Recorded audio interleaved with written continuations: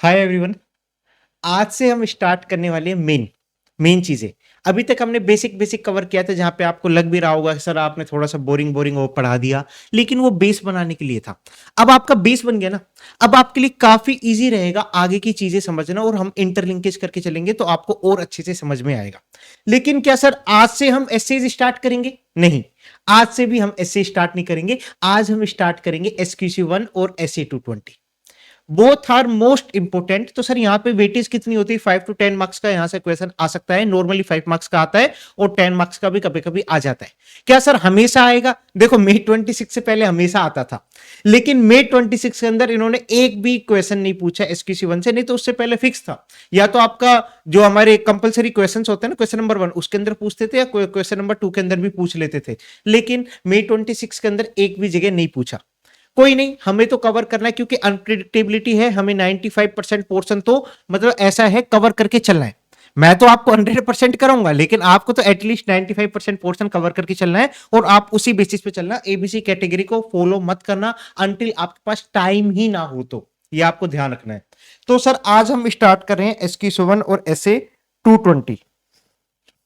ठीक है सर, जब हम आते हैं SQ1 पे, SQ1 और SA 220 दोनों किस चीज के रिगार्डिंग बात करता है? दोनों इंटरलिंकेज है, ये मैं आपको बता दूं। और दोनों एक ही चीज के रिगार्डिंग बात करता है, लेकिन दोनों के अंदर माइनर डिफरेंस है। ये आपको ध्यान रखना है। जब मैं बात करता हूं, मान के चलो आपकी ये फर्म है, आपकी ये फर्म है, इसको ले लो आप यहां पे Nirav and Mallya, Nirav and Mallya company. Firm firm है आपकी नीरव एंड माल्या कंपनी। अब इसके एक तो ये नीरव हो गया सीए, एक ये माल्या हो गया सीए। ये दो छोटे छोटे आर्टिकल्स हो गए। अब ये ना काम क्या क्या करती होगी सर सीए फर्म में? तो सर सीए फर्म में तो आईटीआर का काम करेगी, जीएसटी का काम करेगी सर, स्टैट ऑडिट भी कर सकती है, यस सर। आपका अकाउंटिंग का भी काम कर सकती है। आपका यहाँ पे अकाउंटिंग के अलावा और ओ टाइप की ऑडिट्स होती है, इंटरनल ऑडिट्स, बाकी सारा काम भी कर सकते हैं। तो ये काफी सारा काम करती है। अब क्या हुआ सर, अब जैसे मैं स्टैट ऑडिट है, स्टैट ऑडिट भी सर मैं काफी सारे क्लाइंट की करूंगा। मान के चलो अडानी का कर रहा हूं, एसबीआई बैंक का कर रहा हूं, यहां पे पंजाब बैंक का कर रहा हूं। तो ऐसे में स्टैट ऑडिट में मल्टीपल उसका कर रहा हूं, मल्टीपल क्लाइंट्स का कर रहा हूं। अब हर क्लाइंट पे आपको सेम क्वालिटी ऑफ सर्विस देनी है, सेम क्वालिटी ऑफ सर्विस देनी है। एक तो आपका मोटिव क्या है? अरे जो क्लाइंट आ रहे हैं बड़ा बड़ा, सबको ले आओ, कर लेंगे, कैसे भी कर लेंगे। हमारे पास चाहे रिसोर्सेज हो चाहे ना हो, हमारे पास चाहे रिसोर्सेज हो चाहे ना हो, हम कर लेंगे। क्या है, एक आर्टिकल को भेजेंगे बैंक के अंदर, क्या जाना है भाई, थोड़ा सा डरा के रखना, कुछ भी मन मर्जी आए वो चेक करके आ जाना, हमारी हो जाएगी ऑडिट, मैं रिपोर्ट साइन कर दूंगा। ये हमारा मोटिव है। ये हमारा मोटिव सिर्फ पैसा आने से मतलब है, क्लाइंट आने से मतलब है। तो क्या सर ऐसे केसेस के अंदर कि आप अपनी क्लाइंट को क्वालिटी ऑफ सर्विसेज प्रोवाइड कर पाओगे? क्वालिटी ऑफ सर्विसेज प्रोवाइड कर पाओगे? आप खुद सोचो, अगर आप एक एप्रोप्रिएट रिसोर्सेज ही वहां पे अलोकेट नहीं कर पा रहे, तो कैसे आप quality of resources, quality of services दे पाओगे? जैसे अडानी के पास आपने बोला कि यार दो दो चार्टर्ड अकाउंटेंट और एक आर्टिकल आपका अडानी के पास चला जाएगा। एसबीआई बैंक के अंदर कौन जाएगा? एसबीआई बैंक के अंदर एक आर्टिकल चला जाएगा, डेली जाएगा, लंच टाइम हो जाएगा, वापस आ जाएगा। तो ये क्या बात हुई भाई? वहां पे भी तो आपको ऑडिट करना है, वो भी तो आपका एक क्लाइंट है, वहां पे भी तो आपको सारी चीजों का कंप्लायंस का चेक करके आना है।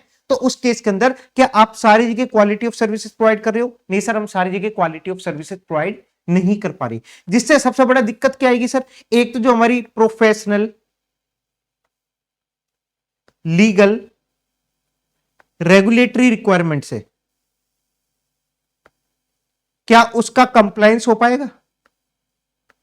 आप खुद सोचो, जो हमारी प्रोफेशनल रिक्वायरमेंट्स है, जो हमने एथिक्स के अंदर भी देखेंगे, लीगल रिक्वायरमेंट्स जो आपके एज पर लॉ जो बोलता है, और रेगुलेटरी रिक्वायरमेंट, उनको चेक करना, उनको चेक करना कि भाई सारे कंप्लायंस है या नहीं है वहां पे उस पर्टिकुलर क्लाइंट के ऊपर, हमारे रिगार्डिंग कि भाई हम सही से सारे रिसोर्सेज को अलोकेट कर पा रहे नहीं कर पा रहे, हम प्रॉपर स्टैंडर्ड्स को फॉलो कर पा रहे नहीं कर पा रहे, क्या उन सबका कंप्लायंस हो पाएगा? ऐसे केस के अंदर जब आप क्वालिटी ऑफ सर्विसेज प्रोवाइड नहीं कर पाओगे, नहीं सर ये नहीं हो पाएगा, ये नहीं हो पाएगा। क्या सर आपकी जो रिपोर्ट होगी वो एप्रोप्रिएट इन द सर्कमस्टेंसेस होगी? वो रिपोर्ट आपकी एप्रोप्रिएट प्रिपेयर हो पाएगी?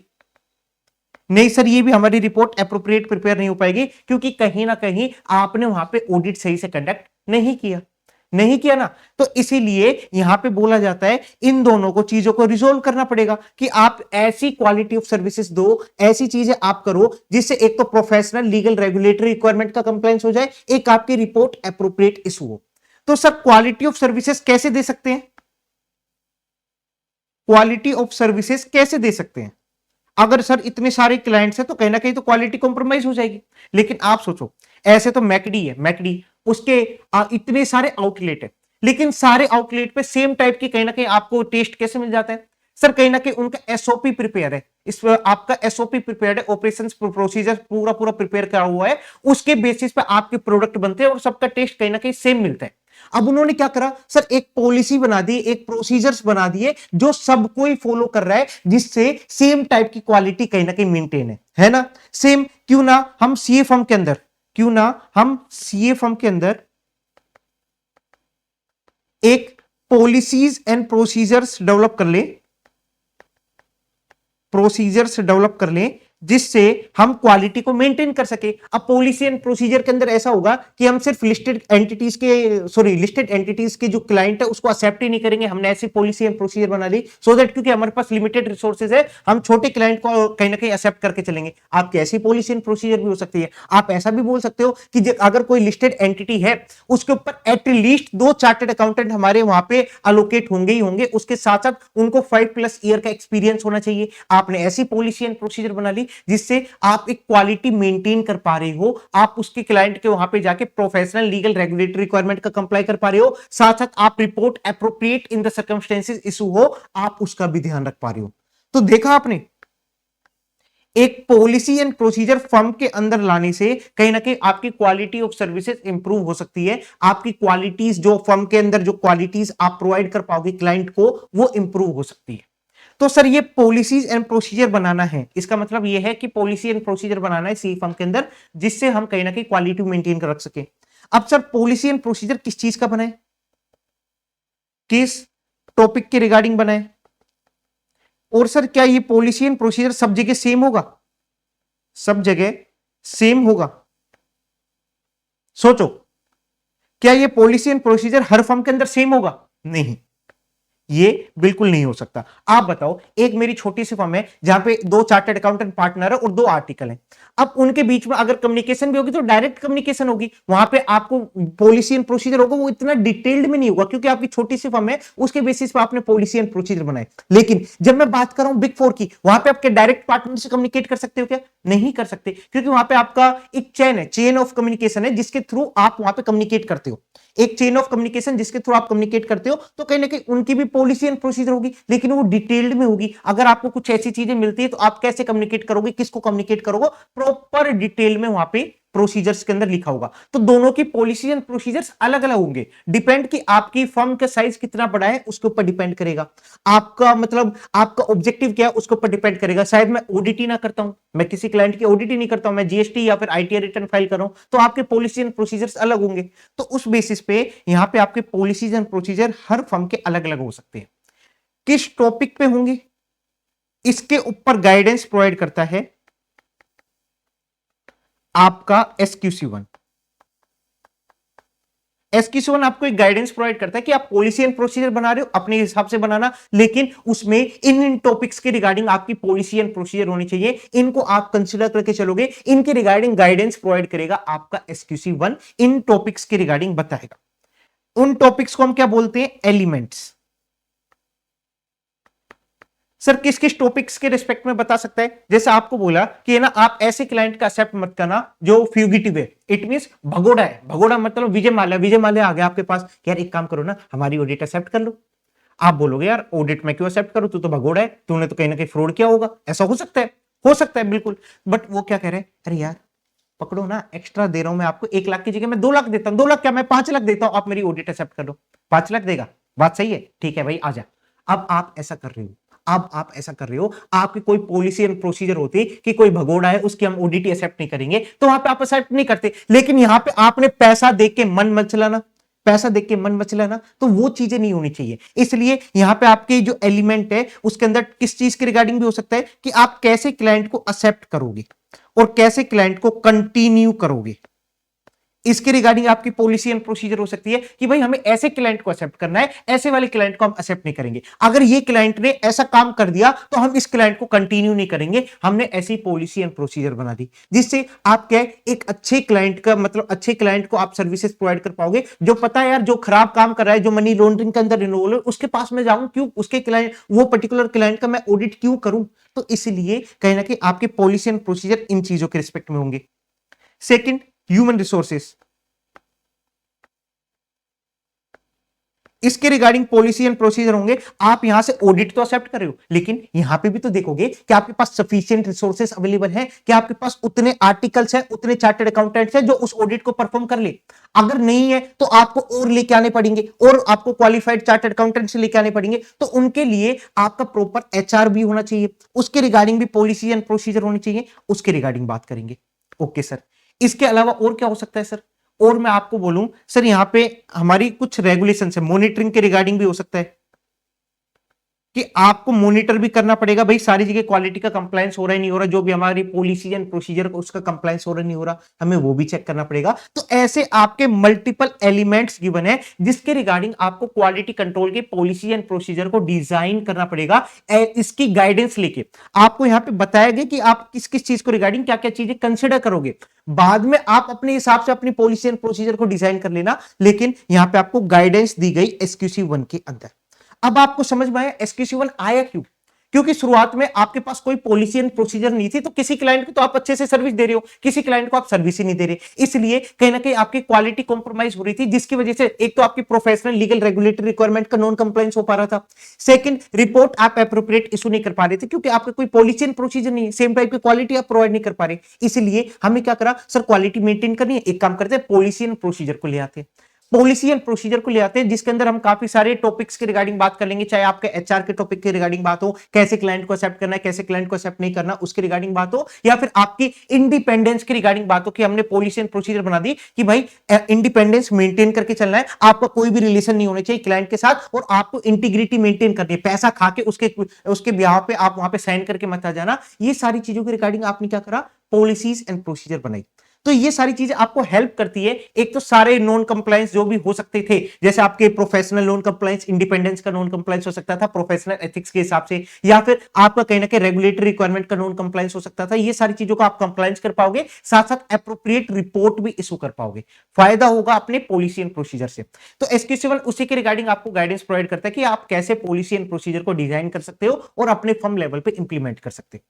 देखो एसक्यूसी 1 और एससी 220 है ना, ऐसा नहीं है कि आप ऑडिट करने चले गए फिर आपको ध्यान आया अरे यार एसक्यूसी 1 रह गया, नहीं।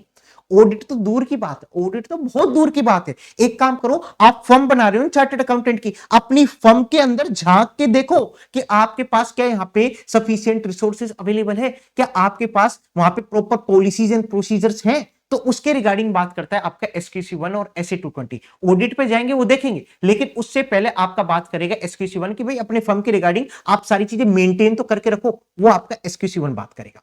तो सर ठीक है, एसक्यूसी 1 आपने बात करी कि यार यहां पे एसक्यूसी 1 गाइडेंस प्रोवाइड करेगा पॉलिसी एंड प्रोसीजर के रिगार्डिंग, लेकिन सर कौन बनाएगा पॉलिसी एंड प्रोसीजर? सबसे बड़ा डाउट आता है ना, कौन बनाएगा पॉलिसी एंड प्रोसीजर? आपने बोला पॉलिसी एंड प्रोसीजर होनी चाहिए, एसक्यूसी 1 गाइडेंस प्रोवाइड करेगा, लेकिन बनाएगा कौन? तो सर जो सबसे बड़ा मेंबर होगा वो बना देगा। तो सर सबसे बड़ा मेंबर मतलब पार्टनर बनाएगा? नहीं, पार्टनर नहीं बनाएगा, वो डिपेंड करेगा। देखो फर्म को मैनेज कौन कर रहा है उसके ऊपर डिपेंड करेगा। अगर फर्म को मैनेज करने वाला आपका पार्टनर है, वही आपका मैनेजिंग पार्टनर है, तो एक टाइप से वही बनाएगा। या फिर समटाइम्स क्या होता है, अगर आप बड़ी फर्म देखोगे ना, जैसे बिग फोर टाइप देखोगे, तो उसके अंदर होते हैं मैनेजिंग पार्टनर्स। पार्टनर्स जो होते हैं वो अलग है, पार्टनर्स अलग होते हैं, उसके अंदर भी एक होता है मैनेजिंग पार्टनर या फिर सीईओ, जो पूरी फर्म को मैनेज करता है, फर्म को मैनेज करता है, फर्म के रिगार्डिंग बड़े बड़े डिसीजंस लेता है। जैसे मैं आपने अगर कोई सीरीज देखी हो सूट्स, इसके अंदर थी जेसिका, ये थी मैनेजिंग पार्टनर, बाकी भी पार्टनर थे जैसे हार्वी हो गया, वो पार्टनर था, लेकिन मैनेजिंग पार्टनर था जिस जो पूरी फर्म को मैनेज करती थी, बड़े बड़े डिसीजंस लेती थी। तो इसी के रिगार्डिंग इसको रिस्पॉन्सिबिलिटी दी गई, मैनेजिंग पार्टनर सीईओ को रिस्पॉन्सिबिलिटी दी गई कि आप यहां पे डिजाइन करोगे, इंप्लीमेंट करोगे policies and procedures, policies and procedures. किसकी रिस्पॉन्सिबिलिटी दी गई यहाँ पे? हमारे यहाँ पे मैनेजिंग पार्टनर और सीईओ की रिस्पॉन्सिबिलिटी दी गई कि आप डिजाइन करोगे, इंप्लीमेंट करोगे पॉलिसीज एंड प्रोसीजर्स। अब बात आती है सर ये तो हमारा SQC1 हो गया, कहाँ किसकी रिस्पॉन्सिबिलिटी, क्या क्या काम करेंगे वो सारी चीजें, ठीक है।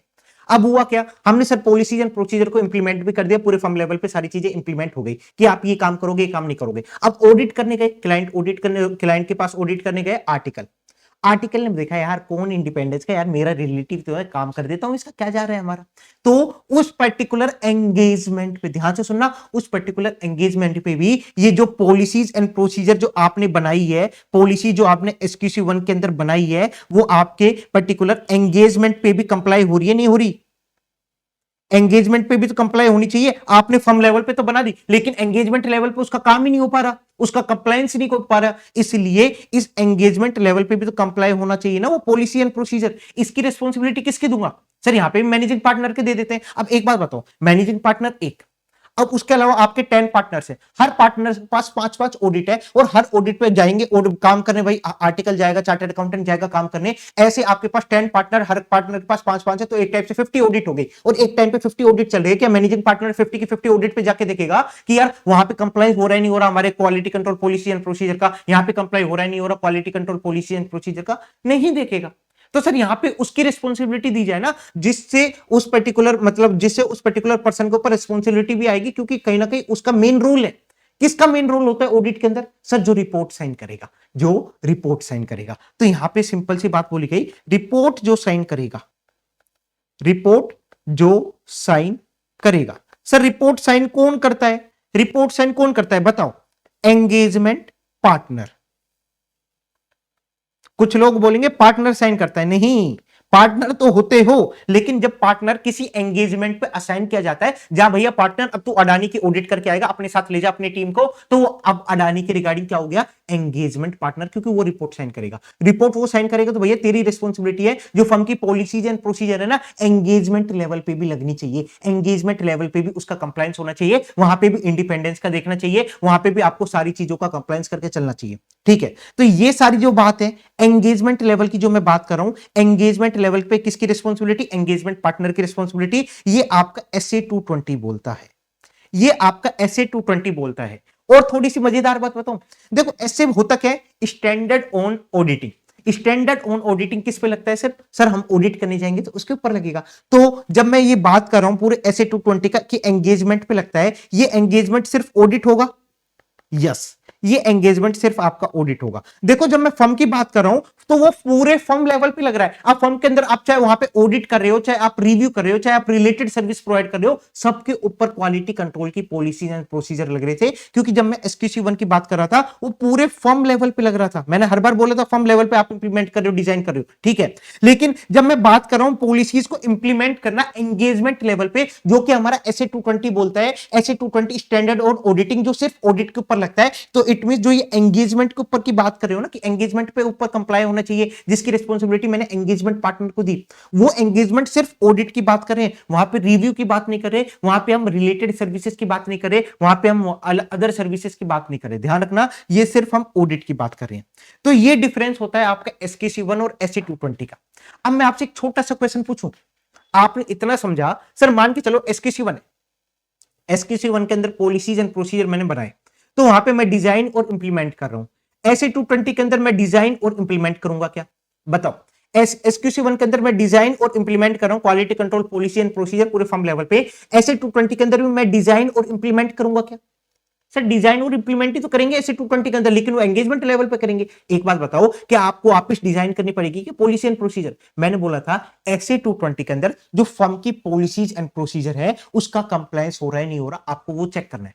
तो SA-220 के अंदर आप डिजाइन कहां पे कर रहे हो? आप तो सिर्फ इंप्लीमेंट कर रहे हो ना, जो आपकी फर्म की policy and procedure. It mean जो आपका SQC1 ने पॉलिसीज एंड प्रोसीजर को आपको बनाया है, SQC1 के अंदर पॉलिसीज एंड जो प्रोसीजर्स है, उसका इंप्लीमेंटेशन आप SA-220 के अंदर कर रहे हो। SQC1 में पूरे फर्म लेवल पे भी कर रहे हो, लेकिन SA-220 के अंदर एंगेजमेंट लेवल पे कर रहे हो। SQC1 के अंदर आप डिजाइन भी कर रहे थे, लेकिन SA-220 के अंदर आप डिजाइन नहीं कर रहे कोई भी पॉलिसी एंड प्रोसीजर, सिर्फ वहां पे आप इंप्लीमेंट कर रहे हो। ध्यान रखना सर, अगर SQC1 के पॉलिसीज एंड प्रोसीजर ही नहीं है, तो किसी फर्म के अंदर पॉलिसी एंड प्रोसीजर नहीं है, तो वो तो नॉन कंप्लायंस हो गया। लेकिन अगर नहीं है तो सर क्या मैं इंप्लीमेंट कर सकता हूं SA-220 के अंदर? अरे जब आपकी पॉलिसी एंड प्रोसीजर नहीं है, तो SA-220 के अंदर इंप्लीमेंट करोगी क्या? आप खुद सोचो, जब मेरे पॉलिसीज एंड प्रोसीजर नहीं है एसक्यूसी वन के अंदर, तो एसए 220 के अंदर मैं इंप्लीमेंट ही क्या करूंगा? तो वो सारी चीजें आपको ध्यान रखनी है। ये पूरा पूरा है हमारा एसक्यूसी वन और एसए 220। अब एक बार नोट्स पे आ जाओ। अब आपको ना बेसिक जितना भी है ना वो सारा दिमाग में आ चुका है। जब मैं एसक्यूसी वन की बात कर रहा हूं पूरे फर्म लेवल पे लग रहा है, यस सर। एसए 220 सर मेरा ओनली एंगेजमेंट लेवल पे लग रहा है। एसक्यूसी वन का फुल फॉर्म क्या है, मतलब आपका पूरा नेम क्या है एसक्यूसी वन का? Quality control for firms that perform audit, review, other assurance related service engagement. It means पूरे फर्म लेवल पे क्वालिटी कंट्रोल की बात कर रहा है एसक्यूसी वन, उसके रिगार्डिंग गाइडेंस प्रोवाइड करेगा। अब फर्म के अंदर चाहे आप ऑडिट कर रहे हो, चाहे रिव्यू कर रहे हो, चाहे अदर सर्विसेज प्रोवाइड कर रहे हो, सबके ऊपर एप्लीकेबल हो जाएगा एसक्यूसी वन। लेकिन जब मैं बात कर रहा हूं एसए 220, इसका नाम देखो, quality control for an audit of financial statement. सिर्फ ऑडिट के रिगार्डिंग बात कर रहा है, उसकी क्वालिटी कंट्रोल की बात कर रहा है। यहां पे हम क्या करेंगे, इंप्लीमेंट करेंगे quality control policies and procedure. किसके? फर्म के जो quality control policy and procedure है उसको इंप्लीमेंट करेंगे ईच ऑडिट एंगेजमेंट के ऊपर। ये है आपका एसए 220। अब आपको डिफरेंस अच्छे से समझ में आया? अभी ये डेफिनेशन छोड़ दो, अभी यहां पे डिफरेंस देखो। एसक्यूसी वन पूरे फर्म के ऊपर लगता है, fix the responsibility by CEO और मैनेजिंग पार्टनर। किसकी रिस्पांसिबिलिटी? सीईओ और मैनेजिंग पार्टनर की रिस्पांसिबिलिटी होती है उसको डिजाइन इंप्लीमेंट करना। लेकिन जब मैं एसए 220 के आता हूं तो ये आपके एक पर्टिकुलर ऑडिट एंगेजमेंट, सिर्फ एंगेजमेंट नहीं, ऑडिट एंगेजमेंट के ऊपर लगेगा और यहां पे एंगेजमेंट पार्टनर की रिस्पांसिबिलिटी होती है। सेकंड डिफरेंस, ये पूरा पूरा आपके ऑडिट के ऊपर, रिव्यू के ऊपर, अदर एश्योरेंस के ऊपर, रिलेटेड सर्विसेज के ऊपर एप्लीकेबल होता है। लेकिन जब मैं एसए 220 की बात कर रहा हूं, ये सिर्फ ऑडिट एंगेजमेंट के ऊपर एप्लीकेबल होगा। ठीक है सर। ये आप सेटअप करते हो quality control system consisting of policies and procedure for firm as a whole. पूरे फर्म की पॉलिसीज एंड प्रोसीजर आप सेटअप कर रहे हो एसक्यूसी वन के अंदर। लेकिन यहां पे आपका वो वाला पॉइंट है, SQC one is sine qua non for applicability of SA 220। Sir ये साइन क्वानन मतलब फाउंडेशन बेस। अगर आपका एसक्यूसी वन नहीं है तो क्या आप एसए 220 की कहीं ना कहीं इंप्लीमेंट कर सकते हो क्या पॉलिसी एंड प्रोसीजर? जब सर एसक्यूसी वन के अंदर पॉलिसी एंड प्रोसीजर नहीं है तो मैं एसए 220 का कंप्लायंस कैसे कर दूंगा? नहीं कर पाओगे। इसलिए बोला जाता है एसक्यूसी वन जो है आपका वो बेस है, वो आपका बेस है एसए 220 का। इसलिए यहां पे बोला गया SQC one is sine qua non for applicability of SA 220। अगर आपका एसक्यूसी वन नहीं है तो आप एसए 220 की एप्लीकेबिलिटी कैसे भी नहीं हो सकती। It deal with the engagement team responsibility to implement quality control procedure that are applicable to the audit. ये आपका एसक्यूसी वन और एसए 220 का डिफरेंस है। देखो नॉर्मली आप एसक्यूसी वन और एसए 220 को पढ़ोगे तो सबसे पहले क्या होता है, सबसे पहले आपका सारा एसक्यूसी वन आएगा, फिर आपका एसए 220 आएगा। लेकिन हम दोनों को साथ लेके चलेंगे सो दैट आपको डिफरेंस भी पता चलता रहे। फिर आता है हमारा इंट्रोडक्शन। इंट्रोडक्शन को स्टार्ट करने से पहले बेसिक डेफिनेशन भी देख लेते हैं। एंगेजमेंट पार्टनर कौन होगा? मैंने आपको बताया जो रिपोर्ट साइन करेगा वो आपका एंगेजमेंट पार्टनर होता है। फुल टाइम प्रैक्टिसिंग मेंबर होना चाहिए। पार्ट टाइम होगा चल जाएगा, नहीं चलेगा। पार्ट टाइम प्रैक्टिसिंग मेंबर आप बन सकते हो लेकिन वहां पे आप रिपोर्ट साइन नहीं कर सकते, एंगेजमेंट पार्टनर नहीं बन सकते। एंगेजमेंट पार्टनर के लिए फुल टाइम प्रैक्टिसिंग मेंबर होना चाहिए। वो is responsible for engagement and it's performance and report issued on behalf of firm. Firm के बिहाफ पे रिपोर्ट वो पर्सन इशू करता है, वो पर्सन साइन करता है। एंगेजमेंट टीम की जब मैं बात कर रहा हूं, all personnels performing an engagement including experts used by the firm, वो हमारी एंगेजमेंट टीम होती है। अरे वो आर्टिकल्स, तुम भैया तुम जो ऑडिट करने जाते हो तुम हो एंगेजमेंट टीम, तुम हो एंगेजमेंट टीम। एक वर्ड आएगा आपका वहां पे EQCR, ये हम आगे डिस्कस करेंगे। EQCR होता क्या है वो पूरा मैं आपको बाद में डिस्कस करूंगा। अभी मैंने आधा उठाया तो आपको आधा समझ में आएगा, आधा नहीं आएगा।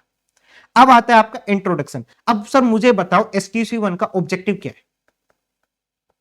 बार बार बताया मैंने एसक्यूसी वन का ऑब्जेक्टिव क्या है। सर एसक्यूसी वन का ऑब्जेक्टिव ये है कि हम quality control policy and procedure को इंप्लीमेंट करें, जिससे होगा क्या सर, मेरी प्रोफेशनल लीगल रेगुलेटरी रिक्वायरमेंट का कंप्लाई हो पाएगा। डन।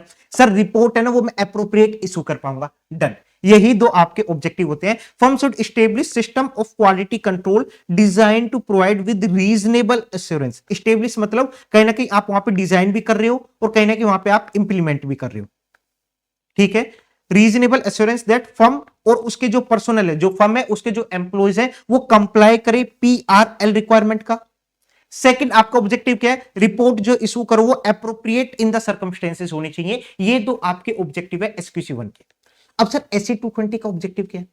अरे सेम ही तो ऑब्जेक्टिव है, आप उसको जस्ट इंप्लीमेंट कर रहे हो ना। एंगेजमेंट लेवल पे ऑब्जेक्टिव तो दोनों की सेम है ना भाई। एंगेजमेंट लेवल पे इसलिए तो देख रहा हूं कि भाई एंगेजमेंट लेवल पे भी पीआरएल का कंप्लाई हो और एंगेजमेंट के रिगार्डिंग भी आपका रिपोर्ट एप्रोप्रिएट इशू हो। यही तो आपका कहीं ना कहीं एसए 220 बोल रहा है, जब भी तो आप इंप्लीमेंट कर रहे हो एसक्यूसी 1 की पॉलिसी एंड प्रोसीजर। तो एसए 220 का भी सेम ऑब्जेक्टिव है। ऑडिटर सेल इंप्लीमेंट, यहां पे डिजाइन है क्या? नहीं सर, यहां डिजाइन नहीं है, क्योंकि यहां पे हम सिर्फ इंप्लीमेंट करते हैं एसक्यूसी 1 की पॉलिसीज एंड प्रोसीजर को। Implement quality control procedure at engagement level to provide reasonable assurance that audit comply with professional standard and regulatory requirement. जो ऑडिट आप करने जा रहे हो वो पीआरएल रिक्वायरमेंट का कंप्लाइंस करे, इसको मैं पीआरएल बोलूंगा, प्रोफेशनल लीगल रेगुलेटरी रिक्वायरमेंट। और साथ साथ जो ऑडिट रिपोर्ट आप इशू करो एप्रोप्रिएट इन द सर्कमस्टेंसेस हो। सेम आपका एसक्यूसी 1 का ऑब्जेक्टिव है, सेम आपका एसए 220 का ऑब्जेक्टिव है। जस्ट एसए 220 आपके सिर्फ ऑडिट के ऊपर लग रहा है, एसक्यूसी 1 आपके पूरे फर्म के सारे आपके एंगेजमेंट के ऊपर लग रहा है। ये आपका डिफरेंस था एसक्यूसी 1 और एसए 220 का। सर अब आपने बोला कि पॉलिसी एंड प्रोसीजर बनाएंगे, उसके रिगार्डिंग उसको इंप्लीमेंट करेंगे। ठीक है सर, मैंने पॉलिसी एंड प्रोसीजर बना ली, मैंने उसको डॉक्यूमेंट करके रखना है क्या, या फिर ओरली सबको बता दूं कि भाई देखो हमारी पॉलिसी एंड प्रोसीजर ये है, ये हमारी पॉलिसी एंड प्रोसीजर ये है। डॉक्यूमेंट करके रखना पड़ेगा ना। जब कभी आप जॉब करने जाते हो, एचआर के पास जाते हो, एचआर आपको पॉलिसी एंड प्रोसीजर का पूरा वो देती है, आपको ऐसे ओरली थोड़ी बताएगी कि यार हमारी पॉलिसी एंड प्रोसीजर क्या है, प्रॉपर लिख के देगी। तो वही पॉलिसी एंड प्रोसीजर क्या है, डॉक्यूमेंटेड। तो यहां पे भी आपको जो क्वालिटी कंट्रोल की पॉलिसीज एंड प्रोसीजर है उसको डॉक्यूमेंट करके रखना पड़ेगा। सर मैंने डॉक्यूमेंट करके ना अलमारी के अंदर डाल के रख दिया, चल जाएगा काम? अरे एम्प्लॉय को बताओ तो सही तुम्हारी पॉलिसीज एंड प्रोसीजर क्या है। इसलिए आपको कम्युनिकेट भी करना पड़ेगा फर्म के पर्सनल्स को। आप अपने एम्प्लॉयज को बताओगे हमारी क्या पॉलिसीज एंड प्रोसीजर है, और आपको भी उसका कंप्लाई करके चलना है। ये आप पॉलिसीज एंड प्रोसीजर बताओगे। तो ये है आपका पूरा पूरा एसक्यूसी 1 के रिगार्डिंग। अब हमने देखा था सर एसक्यूसी 1 के अंदर काफी सारे टॉपिक के रिगार्डिंग बात की जाएगी कि उन पर्टिकुलर टॉपिक्स के रिगार्डिंग आपको क्या करना है, पॉलिसीज एंड प्रोसीजर को बनाना है, इंप्लीमेंट करना है। उसी को हम बोलते हैं element of system of quality control. Quality control के सिस्टम के रिगार्डिंग एलिमेंट्स, किस किस एलिमेंट्स की रिगार्डिंग बात करेंगे? Firm system of quality control should include policies and procedure. Firm के जो क्वालिटी कंट्रोल का सिस्टम है उसके अंदर पॉलिसीज एंड प्रोसीजर्स होंगे। हमको पता है सर वो पूरा पॉलिसीज एंड प्रोसीजर ही होता है। और पॉलिसीज एंड प्रोसीजर के अंदर आप एड्रेस करोगे लीडरशिप रिस्पॉन्सिबिलिटी को, acceptance and continuance of client relationship को, ह्यूमन रिसोर्सेज को, मॉनिटरिंग को, एंगेजमेंट परफॉर्मेंस को, एथिकल रिक्वायरमेंट को। These are the 6 elements, these are the 6 element जिसके रिगार्डिंग आपको क्या करना है, अपने जो पॉलिसी एंड प्रोसीजर है इन 6 एलिमेंट्स को एड्रेस करके चलोगे। इन 6 एलिमेंट्स के रिगार्डिंग आपकी पॉलिसीज एंड प्रोसीजर होनी चाहिए। तो सर एक एक एलिमेंट्स को हम स्टार्ट करते हैं और उसको कंप्लीट करते हैं। एक एक एलिमेंट्स को हम स्टार्ट करेंगे, एक एक एलिमेंट को हम फटाफट कंप्लीट करेंगे। दिमाग में क्या होना चाहिए, हर एलिमेंट के रिगार्डिंग आपको पॉलिसी एंड प्रोसीजर बनानी है। कैसे बनानी, क्या बनानी, वो आपको एसक्यूसी 1 गाइड करेगा। तो सबसे पहले आता है आपका leadership responsibility for quality with in the firm and audit. देखो जब मैं लीडरशिप रिस्पॉन्सिबिलिटी की बात कर रहा हूं, मतलब किसकी रिस्पॉन्सिबिलिटी है, वहां पे क्वालिटी मेंटेन करना और उसके रिगार्डिंग उसको क्या क्या ध्यान में रखना है पॉलिसी बनाते वक्त, वो आपको लीडरशिप रिस्पॉन्सिबिलिटी के रिगार्डिंग बताएगा। लेकिन यहां पे जब मैंने बात कर रहा हूं with in the firm, with in the firm की बात कर रहा हूं, इट मींस ये एसक्यूसी 1 की बात हो रही है। एंड ऑडिट की जब मैं बात कर रहा हूं, इट मींस यहां पे मैं बात किस चीज की कर रहा हूं, यहां पे बात कर रहा हूं एसए 220 की। इतना आइडेंटिफाई कर पा रहे हो ना, तो अब आपको डिफरेंस समझ में आ रहा है कि एसक्यूसी 1 क्या है और एसए 220 क्या है। ठीक है, अब मैं बात कर रहा हूं सर एसक्यूसी 1 की। एसक्यूसी 1 में लीडरशिप रिस्पॉन्सिबिलिटी किसकी थी, मैनेजिंग पार्टनर और सीईओ। आपकी अल्टीमेट रिस्पॉन्सिबिलिटी आपको क्वालिटी मेंटेन करके रखनी है। सर एक बात बताओ, मेरा ऑब्जेक्टिव है, मेरा ऑब्जेक्टिव क्या है, नेक्स्ट ईयर तक 1 करोड़ का टर्नओवर टच करना है। मेरी फर्म में मेरा ऑब्जेक्टिव है वो नेक्स्ट ईयर तक 1 करोड़ का टर्नओवर टच करना है। तो क्या सर उसके लिए मैं क्वालिटी को कॉम्प्रोमाइज कर सकता हूं क्या? नहीं कर सकते। इट मींस क्वालिटी आपको मेंटेन करनी है। अब चाहे आपका ऑब्जेक्टिव बीच में क्यों ना है, उसको भी साइड फेंक देना। अब जो आपकी स्ट्रेटेजी है कुछ भी हो, लेकिन क्वालिटी के बीच में कुछ नहीं आना चाहिए, ये आपको ध्यान रखना है। Quality control system overriding the firm business strategy. जो फर्म की बिजनेस स्ट्रेटेजी है उसको भी ओवरराइड कर जाएगी, उसको भी क्रॉस कर जाएगी quality for achieving quality in an engagement. आप पैसों के लिए क्वालिटी को कॉम्प्रोमाइज नहीं कर सकते। जो आपकी स्ट्रेटेजी है उसको कॉम्प्रोमाइज करना पड़ेगा। अगर आपके कहने की क्वालिटी के बीच में आ रहा है तो आपको वहां पे स्ट्रेटेजी को भी साइड करना पड़ेगा, क्वालिटी मेंटेन करके चलनी पड़ेगी। किसकी रिस्पॉन्सिबिलिटी? सर सीईओ और मैनेजिंग पार्टनर की अल्टीमेट रिस्पॉन्सिबिलिटी होगी कि आपको quality control policy and procedure को डिजाइन करना है, इंप्लीमेंट करना है। लेकिन आपको कुछ चीजों का ध्यान भी रखना है। सिर्फ आपको पॉलिसी बनाने से काम नहीं चलेगा, इंप्लीमेंट करने से काम नहीं चलेगा, आपको दिखाना भी पड़ेगा। सर कैसे दिखाना पड़ेगा? मान के चलो आपके जो लीडरशिप है, अगर वही ऐसा शो कर रहे हैं, वही नॉर्मल जो आर्टिकल्स है, जो आपके एम्प्लॉइज है, उनको ऐसा शो कर रहे हैं कि हमको फर्क नहीं पड़ता क्वालिटी से, जब वो ही ऐसा शो करेंगे कि employ quality control policy and procedure को मेंटेन कर पाएंगे? नहीं कर पाएंगे। क्या वो पॉलिसी एंड प्रोसीजर का कंप्लाइन करेंगे? नहीं करेंगे। मान के चलो आपकी फर्म का पार्टनर मैनेजिंग पार्टनर है विजय माल्या जी है। अब माल्या जी बोल रहे हैं नहीं नहीं यार देखो है ना, आपको है ना फ्रॉड को अच्छे से आइडेंटिफाई करना पड़ेगा, हमें क्वालिटी को मेंटेन करना है, फ्रॉड को है ना बिल्कुल छोड़ना मत, और है ना इंडिपेंडेंस मेंटेन करके रखना, आप है ना क्लाइंट से मिल मत जाना, पैसे मत खा लेना। अब विजय माल्या ऐसा बोलेगा, तुम क्या उसका कंप्लाई कर पाओगे? आप बोलोगे यार चल भगोड़े बाहर जा। तो इट मींस तो कहीं ना कहीं भाई वो जो लीडरशिप पर्सन है वो कहीं ना कहीं इंफ्लुएंस कर रहा है internal culture of the firm, वो इंफ्लुएंस कर रहा है internal culture of the firm. ये भी आपको ध्यान रखना है। जो आपका लीडरशिप पर्सन है अगर वो ही शो नहीं करेगा कि क्वालिटी मेंटेन रखनी, वो दिखाएगा नहीं, तो अपनी जो फर्म के एम्प्लॉइज हैं वो भी कहने की क्वालिटी मेंटेन करके नहीं चलेंगे। तो इसको एम्फेसिस करना पड़ेगा, इसको एंश्योर करना पड़ेगा कि भाई ऐसे पर्सन को मैं रिस्पॉन्सिबिलिटी असाइन करूं जो कमर्शियल कंसिडरेशन को ओवरराइड ना होने दे quality of work perform. Sir समझा नहीं? मतलब विजय माल्या आपके पास आया, विजय माल्या छोड़ो, विजय माल्या कर रहा हूं, आपके पास आया अंबानी जी बोल रहे हैं यार हमारी ऑडिट कर दो, हमारी ऑडिट कर दो। आपको पता चला कि अंबानी जी ने ना कोई फ्रॉड किया है, रियल में मत लेना, अंबानी जी ने कुछ बड़ा सा फ्रॉड किया है और आपको पता लगा है, और आपके पास अंबानी जी ऑडिट करने आ रहे क्योंकि कोई दूसरा एक्सेप्ट नहीं करा। आपने बोला सर मैं एक्सेप्ट नहीं करूंगा क्योंकि कहीं ना कहीं आपकी कंपनी के अंदर फ्रॉड हुआ है और मैं ऐसी ऑडिट को एक्सेप्ट नहीं करना चाहता, हमारी पॉलिसी एंड प्रोसीजर ये है। अंबानी जी बोलता है कितने सोच रहा, मतलब देखो मैं कितने रुपए दे सकता हूं ऑडिट के, तुझे लगता कितना है? सर आपकी ऑडिट बड़ी है तो 10 लाख रुपीज तो आप दोगे ही दोगे, 1 करोड़ रुपए देता हूं, कर दे मेरी ऑडिट। 1 करोड़, आ जाओ कर दूंगा मैं ऑडिट। तो अब क्या कर रहे हो? कमर्शियल कंसिडरेशन, इट मींस पैसों के चक्कर में आप क्वालिटी को ओवरराइड कर रहे हो, क्वालिटी को ओवरराइड कर रहे हो, तो क्या ये चल जाएगा? नहीं चलेगा। तो मैनेजिंग पार्टनर और सीईओ सुनो, आप जिस पर्सन को रिस्पॉन्सिबिलिटी असाइन करोगे वो ध्यान रखना वो कमर्शियल कंसिडरेशन को ओवरराइड ना करे क्वालिटी ऑफ वर्क परफॉर्म से, ये आपको ध्यान रखना है। इट मींस पैसों के चक्कर में आपको क्वालिटी कॉम्प्रोमाइज नहीं होनी चाहिए, ये आपको ध्यान रखना है। सेकंड, जो फर्म की पॉलिसीज एंड प्रोसीजर होती है एम्प्लॉय के रिगार्डिंग, एम्प्लॉय के रिगार्डिंग क्या पॉलिसी एंड प्रोसीजर होती है कि एम्प्लॉय को ट्रेनिंग होनी चाहिए, जब भी हम कोई एम्प्लॉय को हायर करेंगे उसकी प्रॉपर ट्रेनिंग होनी चाहिए, उसके परफॉर्मेंस के रिगार्डिंग इवैल्यूएशन होना चाहिए, उसके आपको वहां पे उनको इंसेंटिव देना चाहिए, उनको प्रमोशन कैसे होगा, उसके रिगार्डिंग जो आपकी प्रॉपर आपकी पॉलिसी एंड प्रोसीजर होती है ना फर्म की, उसके अंदर भी डेमोन्स्ट्रेट होना चाहिए कि फर्म की ओवरराइडिंग कमिटमेंट है टुवर्ड द क्वालिटी। सर कैसे डेमोन्स्ट्रेट होने चाहिए? फर्म की पॉलिसी एंड प्रोसीजर, हम क्वालिफाइड चार्टर्ड अकाउंटेंट को हायर करेंगे, लेकिन उसके अंदर है ना आप ऐसा दिखाओ कि आप क्वालिटी के रिगार्डिंग कॉम्प्रोमाइज नहीं करना चाहते। इट मींस हम ऐसे चार्टर्ड अकाउंटेंट को हायर करेंगे, क्वालिफाइड चार्टर्ड अकाउंटेंट को हायर करेंगे जिसको उस पर्टिकुलर फील्ड की नॉलेज होगी, उस पर्टिकुलर फील्ड का एक्सपीरियंस होगा। हम सिर्फ एक्सपीरियंस चार्टर्ड अकाउंटेंट को हायर करेंगे। इट मींस कहीं ना कहीं आप शो कर रहे हो कि भाई हमारी फर्म है ना क्वालिटी को कॉम्प्रोमाइज नहीं करेगी, आपके पास एक्सपीरियंस होना चाहिए तो ही हम हायर करेंगे आपको। सेकंड, आप ही दिखा रहे हो कि है ना जैसे ही हम हायर करते हैं हम डायरेक्ट आपको वहां पे नहीं भेज रहे, हम डायरेक्ट आपको ऑडिट करने नहीं भेज रहे, आपको प्रॉपर 1 मंथ की ट्रेनिंग प्रोवाइड कर रहे हैं। तो इट मींस एम्प्लॉय को क्या लगेगा यार एक महीने की ट्रेनिंग प्रोवाइड करें, कहीं ना कहीं ये भी चाहते हैं कि है ना हम अच्छे से काम करें, हम बीच में ऐसा ना हो कि हम कुछ भी तुक्का लगा के आ जाए, हम कुछ भी काम करके आ जाए। वो भी चाहते हैं कि हम क्वालिटी को मेंटेन रखें। तो इसलिए यहां पे जो भी पॉलिसीज एंड प्रोसीजर होगी एम्प्लॉयज की, जो भी पॉलिसीज एंड प्रोसीजर होगी एम्प्लॉयज की, उसके अंदर आप ऐसे डिजाइन करोगे जो शो करे फर्म की ओवरराइडिंग कमिटमेंट, फर्म की कमिटमेंट टुवर्ड द क्वालिटी, इसके रिगार्डिंग यहां पे बात की गई। साथ साथ आपको एक और चीज ध्यान रखना है, आप सफिशिएंट रिसोर्सेज को डिवोट भी करना for development and documentation of quality control policies. Sir मैंने एक बार क्वालिटी कंट्रोल पॉलिसीज बना दी, क्या वो सालों साल चलेगी? अंबुजा सीमेंट थोड़ी सालों साल चलेगी, वहां पे आपको क्या करना पड़ेगा, साथ साथ आपको चेंज करनी पड़ेगी, क्योंकि देखो अब टेक्नोलॉजी चेंज हो रही है। समटाइम्स आपने कहीं ना कहीं ऐसे पॉलिसी एंड प्रोसीजर बनाई थी कि हम ऐसे वाले क्लाइंट को एक्सेप्ट नहीं करेंगे, या फिर हम सिर्फ इसी कैटेगरी के क्लाइंट को एक्सेप्ट करेंगे। अब आप अपने मतलब क्लाइंट को एक्सपेंड करना चाहते हो कि अभी हम इस कैटेगरी छोड़ के हम क्रिप्टो वाले कोई क्लाइंट होंगे उसको भी एक्सेप्ट करेंगे। तो कहीं ना कहीं अब आपकी पॉलिसी एंड प्रोसीजर चेंज हो जाएगी, पॉलिसी एंड प्रोसीजर चेंज हो जाएगी। कहीं ना कहीं कोई आपके रेगुलेटरी कंप्लायंस आ गया, या फिर एसए का कुछ चेंज हो गया, एसए ने बोला कि है ना अब ऐसा नहीं है, अब हर 2 साल के अंदर आपको वहां पे ऑडिटर को चेंज करना पड़ेगा। तो अब आपकी पॉलिसी एंड प्रोसीजर भी उस हिसाब से चेंज होनी चाहिए, क्योंकि पॉलिसी एंड प्रोसीजर के अंदर भी तो वही सारी चीजें होंगी। तो यहां पे बोला कि आपको ना सफिशिएंट रिसोर्सेज भी डिवोट करना पड़ेगा।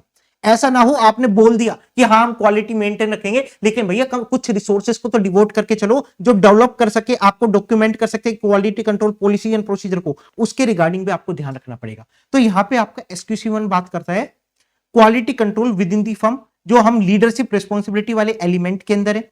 लीडरशिप रिस्पॉन्सिबिलिटी किसकी? सीईओ और मैनेजिंग पार्टनर की अल्टीमेट रिस्पॉन्सिबिलिटी है। जब भी वो कहीं ना कहीं quality control policy and procedure की बात करेंगे, उसको तीन चीजों को एंश्योर करके चलना पड़ेगा। मेरे साथ बोलो कौन सी तीन चीजें? एक तो जो कमर्शियल कंसिडरेशन है वो ओवरराइड नहीं होनी चाहिए क्वालिटी का, ठीक है।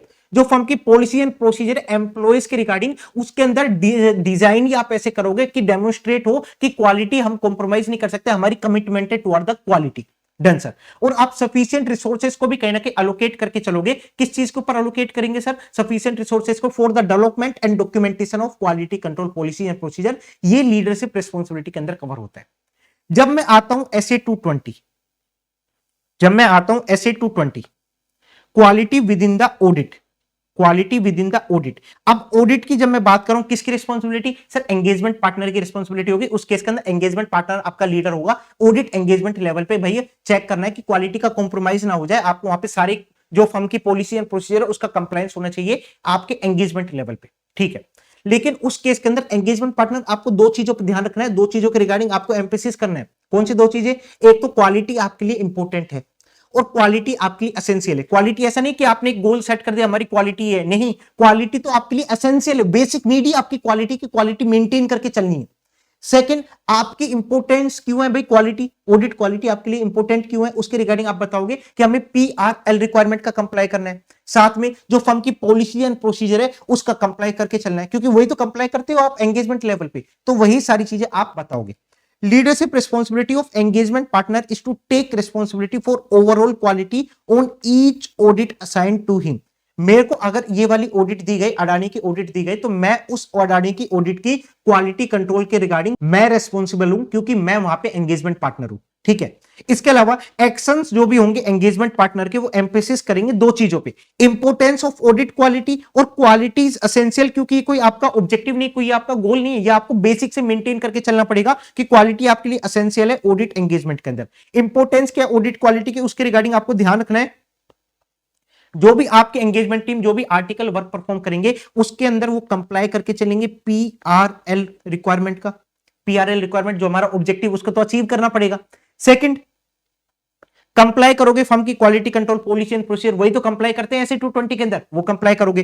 थर्ड, जो भी रिपोर्ट है वो आप एप्रोप्रिएट इशू करोगे। फोर्थ, एंगेजमेंट टीम की ability to raise concern without fear of reprisal, मतलब बिना किसी डर के, बिना किसी निकाले जाने से आप अपनी कंसर्न को रेज कर सको। ये चारों पॉइंट आपके वहां पे इनकॉर्पोरेट होने चाहिए क्वालिटी कंट्रोल की जब आप बात करोगे एंगेजमेंट लेवल पे। देखो एंगेजमेंट पार्टनर है, एंगेजमेंट पार्टनर बोल रहा है भाई क्वालिटी का कहीं ना कहीं ध्यान रखना है। एंगेजमेंट पार्टनर दो चीजों पे ज्यादा ध्यान रखेगा, एक तो क्वालिटी हमारे लिए एसेंशियल है, वो हर जगह फॉलो होनी चाहिए। सेकंड, इंपोर्टेंस क्या है क्वालिटी, आपकी ऑडिट क्वालिटी इंपोर्टेंस क्यों है, क्योंकि कहीं ना कहीं आपको एक तो अपने ऑब्जेक्टिव को अचीव करना है। कौन से दो ऑब्जेक्टिव को अचीव करना है? PRL रिक्वायरमेंट का कंप्लाई होना चाहिए, एप्रोप्रिएट रिपोर्ट इशू होनी चाहिए, ठीक है सर। सर कौन सी क्वालिटी कंट्रोल, कौन सी क्वालिटी कंट्रोल की पॉलिसी एंड प्रोसीजर? जो SQC1 की है उसको आप कंप्लाई करोगे एंगेजमेंट लेवल पे, ठीक है सर। और साथ साथ एंगेजमेंट अपने ability to raise concern without fear of reprisal. तो ये चार पॉइंट आपके इंपोर्टेंस ऑफ ऑडिट क्वालिटी की रिगार्डिंग बात करें, जिसके अंदर दो पॉइंट क्या है, आपका ऑब्जेक्टिव, ये दो पॉइंट आपके ऑब्जेक्टिव है। और SA-220 के अंदर हम कंप्लाई करते हैं SQC1 का, तो comply with firm policies and procedure, साथ साथ एंगेजमेंट टीम अपने कंसर्न को रेज कर सके विदाउट फियर ऑफ रिप्राइजल। ये है आपका लीडरशिप रिस्पॉन्सिबिलिटी फॉर क्वालिटी। हमने SQC1 का भी देख लिया, SA-220 का भी देख लिया। अब आपसे पूछा जाएगा कि सर ऑडिट के रिगार्डिंग लीडरशिप रिस्पॉन्सिबिलिटी क्या है, तो वहां पे आपको ध्यान रखना है SA-220 आएगा। अगर आपसे फर्म के रिगार्डिंग पूछा जाएगा तो SQC1 आएगा। और अगर आपको समझना है तो दोनों लिखाना, समझना है तो दोनों लिखाना, वैसे आपको समझ में आ जाएगा, इतना डिटेल में हमने एक्सप्लेन किया है। अब मेरे साथ फटाफट बोलो, लीडरशिप रिस्पॉन्सिबिलिटी हमारा एक एलिमेंट है जिसके रिगार्डिंग फर्म की पॉलिसी एंड प्रोसीजर होती है। फर्म की पॉलिसी एंड प्रोसीजर SQC1 के अंदर किसकी रिस्पॉन्सिबिलिटी? मैनेजिंग पार्टनर CEO की अल्टीमेट रिस्पॉन्सिबिलिटी होती है। उनको इंश्योर करना पड़ेगा तीन पॉइंट की रिगार्डिंग, कमर्शियल कंसिडरेशन ओवरराइड नहीं होना चाहिए। फर्म की जो पॉलिसी एंड प्रोसीजर है एम्प्लॉयज की रिगार्डिंग, उसके अंदर डेमोन्स्ट्रेट होने चाहिए कि overriding commitment toward the quality. Third, आप सफिशिएंट रिसोर्सेज को अलोकेट करके चलोगे किसकी regarding? Development and documentation of quality control policies and procedures. जब मैं SA-220 के अंदर आता हूं, किसकी रिस्पॉन्सिबिलिटी? एंगेजमेंट पार्टनर की रिस्पॉन्सिबिलिटी, जितने भी ऑडिट उसको असाइन की गए हैं कि भाई वहां पे ध्यान रखें क्वालिटी कंट्रोल आपकी मेंटेन होनी चाहिए। ठीक है, उसको दो चीजों पे एम्फेसिस करना पड़ेगा, एक तो क्वालिटी हमारे लिए एसेंशियल है हर ऑडिट में, सेकंड क्वालिटी की इंपोर्टेंस, सॉरी ऑडिट क्वालिटी की इंपोर्टेंस क्या है उसके रिगार्डिंग। उसके अंदर 4 पॉइंट है, 4 पॉइंट के अंदर दो तो आपके ऑब्जेक्टिव है। ऑब्जेक्टिव क्या है? पीआरएल रिक्वायरमेंट का कंप्लाई करना। सेकंड आपका ऑब्जेक्टिव क्या है? ऑडिट रिपोर्ट एप्रोप्रिएट इशू करना। थर्ड आपको जो भी क्वालिटी कंट्रोल की policy and procedure firm level पे उसको कंप्लाई करना। फोर्थ एंगेजमेंट टीम अपनी कंसर्न को रेज कर सके विदाउट फियर ऑफ रिप्राइजल्स। ये आपका था पूरा पूरा एलिमेंट 1। एलिमेंट 1। अब हम आते हैं एलिमेंट 2 एथिकल रिक्वायरमेंट। दिमाग में क्या आएगा? अच्छा एथिकल रिक्वायरमेंट, एथिकल रिक्वायरमेंट क्या? उसके रिगार्डिंग पॉलिसी एंड प्रोसीजर होनी चाहिए।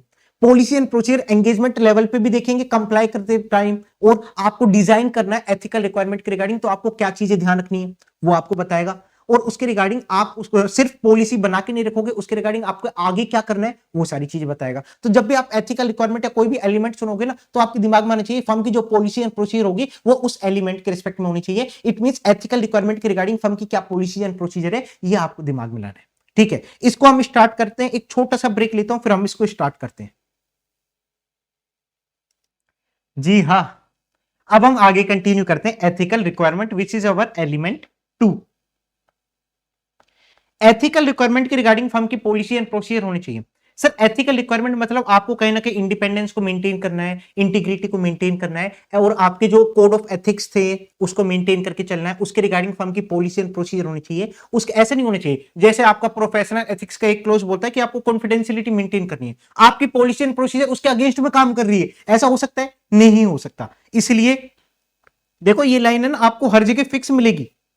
Firm should establish policies and procedure. Establish की बात हो रही है, इट मींस एसक्यू 1 की बात हो रही है। टू एंश्योर दैट फर्म के personnel comply with ethical requirement. Firm अपनी पॉलिसी एंड प्रोसीजर बनाएंगे so that employ ethical requirement का कंप्लाई कर सके। ये लाइन है ना आपको हर जगह मिलेगी, हर एलिमेंट के अंदर मिलेगी। ठीक है, code establish the fundamental principles of professional ethics which apply to all type of engagement including networking firm। ये हमने देखेंगे, हम प्रोफेशनल एथिक्स के अंदर भी देखेंगे कि जो भी आपके कोड ऑफ एथिक्स है, फंडामेंटल प्रिंसिपल्स, इंटीग्रिटी, ऑब्जेक्टिविटी, आपका professional competence and due care, आपका प्रोफेशनल बिहेवियर, कॉन्फिडेंशियलिटी, ये सारी चीजें आपके सारे एंगेजमेंट के ऊपर लगती है, इंक्लूडिंग नेटवर्क फर्म के ऊपर लगती है। जो भी पॉलिसी एंड प्रोसीजर फर्म बनाएगी, जो भी पॉलिसी एंड प्रोसीजर फर्म बनाएगी रिगार्डिंग इंडिपेंडेंस रिक्वायरमेंट। क्या सर मैं फर्म ने पॉलिसी एंड प्रोसीजर बनाए, प्रोफेशनल एथिक्स के हिसाब से पॉलिसी एंड प्रोसीजर बनाए फर्म ने कि हमारी फर्म ऐसे ऐसे चीजों का कंप्लाई करके चलेगी, ये हमारी पॉलिसी एंड प्रोसीजर है, क्या उसको बना के रख दे? नहीं भैया, फर्म सुनो, आपने पॉलिसी एंड प्रोसीजर बनाए, एक तो आप उसको कम्युनिकेट करोगे एम्प्लॉय से, क्योंकि कंप्लाई किसको करना है? एम्प्लॉयज को कंप्लाई करना है ना, कि भाई इंडिपेंडेंस मेंटेन रहनी चाहिए, एम्प्लॉय को पता होना चाहिए, तो उसके रिगार्डिंग आप कम्युनिकेट करोगे एम्प्लॉय से। ठीक है सर, मैंने कम्युनिकेट कर दिया, अब क्या करूं? अब आपको यह भी देखना है कि कहीं ब्रीच तो नहीं हो रहा इंडिपेंडेंस रिक्वायरमेंट का, कि आपको पता है इंडिपेंडेंस मेंटेन होनी चाहिए थी, और अब आप देख रहे हो यार कहीं ना कहीं एक आपको ऐसा इवेंट मिला है जहां पे इंडिपेंडेंस का ब्रीच हो रहा है। तो सर अगर इंडिपेंडेंस का ब्रीच होगा तो मैं क्या करूंगा? आपके पास 2-3 ऑप्शन होते हैं। मैं हमेशा बताता हूं कि आपके पास 3 ऑप्शन होंगे। जब भी इंडिपेंडेंस का ब्रीच हो गया, कुछ भी होता है, तो आपके पास 3 ऑप्शन होते हैं। या तो उस ब्रीच को ठीक कर लो, या तो उस ब्रीच को एलिमिनेट कर दो, उस चीज को हटा दो, जहां पे भी आपके थ्रेट क्रिएट हो रहे हैं उसको हटा दो। सेकंड, जब में आप हटा नहीं पा रहे तो एक काम करो, उस एंगेजमेंट को छोड़ दो, उस एंगेजमेंट को छोड़ दो। वो सारी चीजें आपके पास होती हैं, या तो एलिमिनेट कर दो या उस थ्रेट को रिड्यूस कर दो, और अगर नेसेसरी है तो विड्रॉल कर लो एंगेजमेंट से। सेम मैं प्रोफेशनल एथिक्स के अंदर डिस्कस करूंगा, वहां पे भी सेफगार्ड्स लगाएंगे, उसके रिगार्डिंग हम देखेंगे। वहां पे भी 3 चीजें आती है कि अगर आपके कोई थ्रेट क्रिएट होता है, तो या तो उस थ्रेट को एलिमिनेट कर दो, रिड्यूस कर दो एक्सेप्टेबल लेवल तक, या फिर अगर आपको इन दोनों चीजें कुछ नहीं होता तो उस केस के अंदर आपको विड्रॉ करना पड़ेगा एंगेजमेंट से, ये आपको करना पड़ेगा। तो policies and procedure to comply with independence requirement should enable firm के रिगार्डिंग बात करें, इट मींस ये जो पॉइंट है हमारा, ये हमारा एसक्यूसी 1 के रिगार्डिंग बात कर रहे हैं। फर्म के रिगार्डिंग क्या बात करना है कि आप एक तो पॉलिसी एंड प्रोसीजर बना रहे हो इंडिपेंडेंस रिक्वायरमेंट की, ठीक है, साथ साथ आप कम्युनिकेट करना इंडिपेंडेंस रिक्वायरमेंट को अपने पर्सनल से और अदर से, सो दैट वो कंप्लाई कर पाए।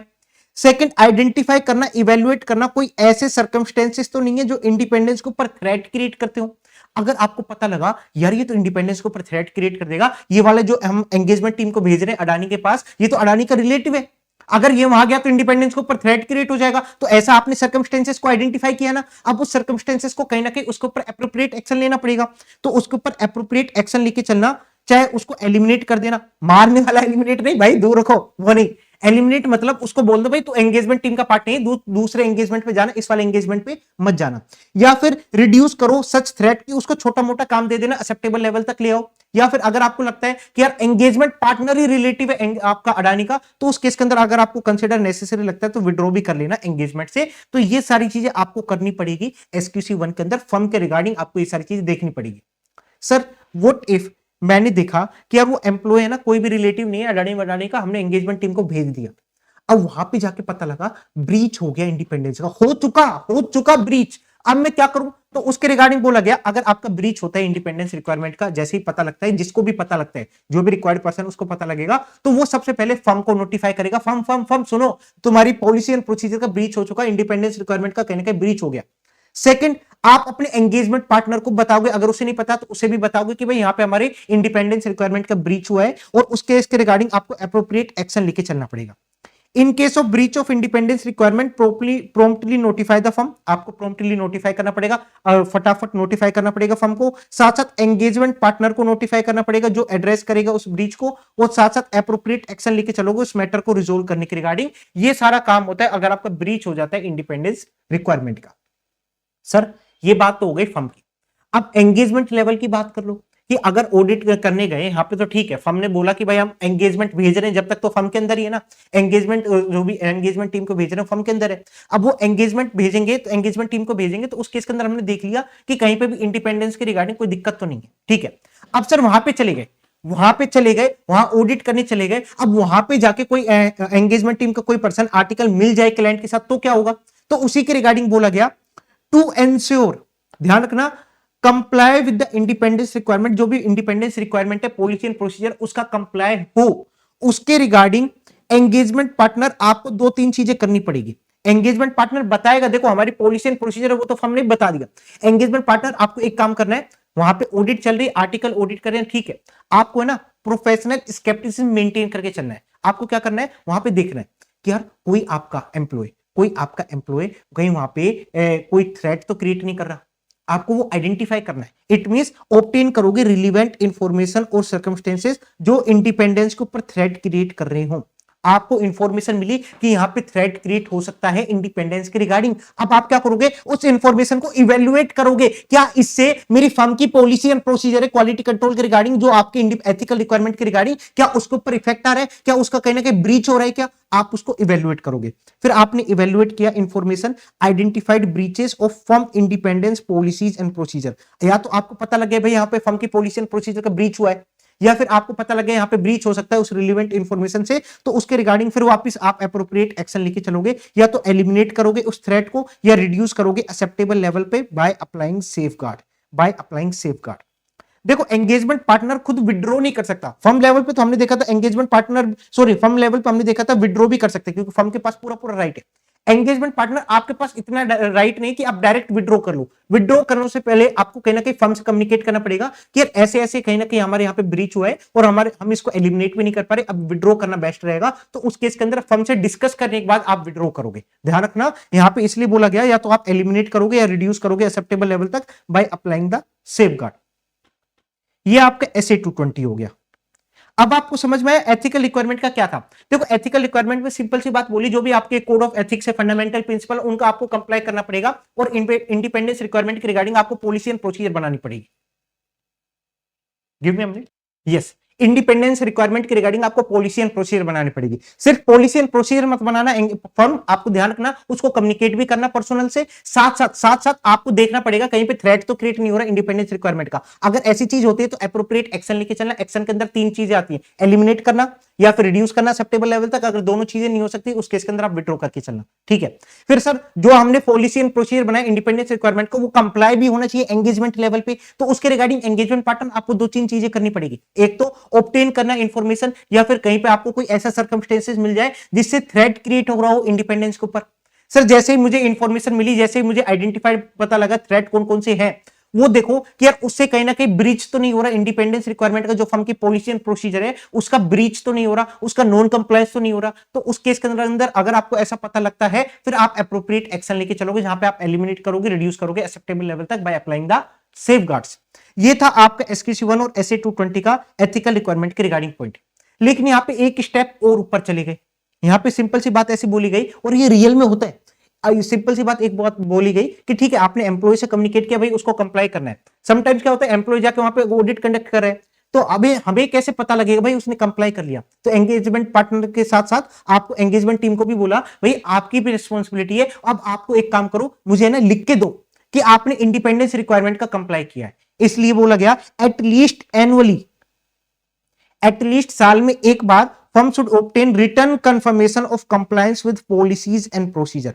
आपको रिटर्न कंफर्मेशन लेना पड़ेगा, किसका सर? रिलीवेंट पर्सनल का। पियोन से लूंगा क्या? नहीं, रिलीवेंट पर्सनल जो ऑडिट करने गए थे उनसे एक रिटर्न कंफर्मेशन ले लेना कि जो भी फर्म की पॉलिसीज एंड प्रोसीजर थी रिगार्डिंग इंडिपेंडेंस आपने उसका कंप्लाई किया है, उसका एक रिटर्न कंफर्मेशन दे दो।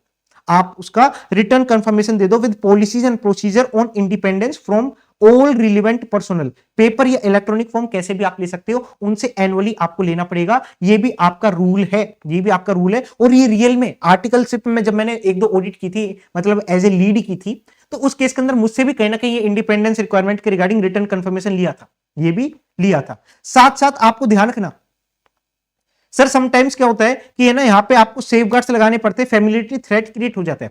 आप एक ही ऑडिट पे 5-6 साल से काम कर रहे हो, हमने देखा था 10 ईयर तक एक फर्म काम कर सकती है। तो सर मैं ना 5 to 6 ईयर से मैं एक ही ऑडिट पे काम कर रहा हूँ, क्लाइंट मेरा घर जैसा हो गया, घर जैसा हो चुका है, वो मेरे घर खाना खाता है, मैं उसका घर खाना खाता हूं, इतना चल रहा है सर। अब उसके अंदर कहीं ना कहीं नॉन कंप्लायंस मिलेगी, तो आप कहीं ना कहीं उसको ठीक करने के रिगार्डिंग आप उससे कम्युनिकेट वो करोगे, पैसा खाओगे, या फिर कुछ भी सेटलमेंट हो सकता है, सेटलमेंट हो सकता है, क्योंकि अब आपका रिलेशनशिप कुछ ऊपर जा चुका है, एक स्टेप ऊपर जा चुका है। एक का नाम अनामिका था, एक का नाम अक्षत था, दोनों एक दूसरे घर खाना खा रहे हैं। अब वहां पे आपका फैमिलिटी थ्रेट क्रिएट हो सकता है फैमिलिटी थ्रेट। उसको सेफगार्ड्स के रिगार्डिंग आपको ध्यान रखना है कि firm should establish criteria for determining the need of safeguard to address the familiarity threat. आपको दो चीजें कंसीडर करनी पड़ेगी, एक तो नेचर ऑफ एंगेजमेंट क्या है, सेकंड कितने टाइम तक वो सीनियर पर्सनल उस एंगेजमेंट पे काम कर रहा है। अगर ज्यादा लंबे टाइम से उसी क्लाइंट के ऊपर वही आपका एंगेजमेंट पार्टनर बार बार जा रहा है, तो कहीं ना कहीं आपका वहां पे फैमिलियरिटी थ्रेट क्रिएट हो सकता है, आपको वहां पे फैमिलियरिटी थ्रेट क्रिएट हो सकता है, उसके रिगार्डिंग आपको सेफगार्ड लगाना पड़ेगा। लेकिन एसक्यूसी 1 ने एक और स्टेप ऊपर चला गया, इन्होंने बोला ठीक है आप सेफगार्ड्स लगाओगे, सारी चीजें ठीक है, लेकिन लिस्टेड एंटिटी के अंदर मैं कॉम्प्रोमाइज नहीं कर सकता, लिस्टेड एंटिटी के अंदर मैं कॉम्प्रोमाइज नहीं कर सकता। इसलिए मैंने रूल बना दिया कि है ना, for all audit of financial statement, ध्यान रखना, for all audit of financial statement, सिर्फ ऑडिट की बात कर रहा हूं, रिव्यू की बात नहीं करा, ऑफ लिस्टेड एंटिटी, सिर्फ लिस्टेड एंटिटी की बात करो। एंगेजमेंट पार्टनर आप रोटेट करोगे after a pre defined period not more than 7 year. आप वहां पे रोटेट करोगे after a pre defined period of 7 year, 7 year से ज्यादा आप एक ही क्लाइंट पे नहीं रुक सकते। लेकिन सर ये तो कहीं ना कहीं दिक्कत नहीं होगी, हमें तो फर्म को तो 10 ईयर का अलाउ किया गया है, फर्म को तो 10 ईयर का अलाउ किया गया, रोटेशन देखोगे ऑडिट के अंदर 10 ईयर का अलाउ किया गया एज पर कंपनीज एक्ट। तो सर यहाँ पे आप 7 ईयर के अंदर रोटेट क्यों करा रहे हो? अरे एंगेजमेंट पार्टनर को रोटेट करा रहा हूं, फर्म को थोड़ी रोटेट करा रहा हूं। एक आपके फर्म के अंदर 5 पार्टनर है, एक पार्टनर उस पर्टिकुलर क्लाइंट के ऊपर काम कर रहा है, वो भी लिस्टेड क्लाइंट के ऊपर, तो उसको बोला गया आप उस पर्टिकुलर क्लाइंट का 7 साल से ज्यादा आप एंगेजमेंट पार्टनर नहीं बन सकते। जैसे आपके 7 साल होंगे आपको छोड़ना पड़ेगा, जो आपके 4 पार्टनर है ना, अब इसमें से कोई दूसरा एंगेजमेंट पार्टनर बनेगा। इट मींस फर्म तो वही रहेगी 10 साल के लिए, फर्म तो वही रहेगी 10 साल के लिए, लेकिन एंगेजमेंट पार्टनर को चेंज करना पड़ेगा।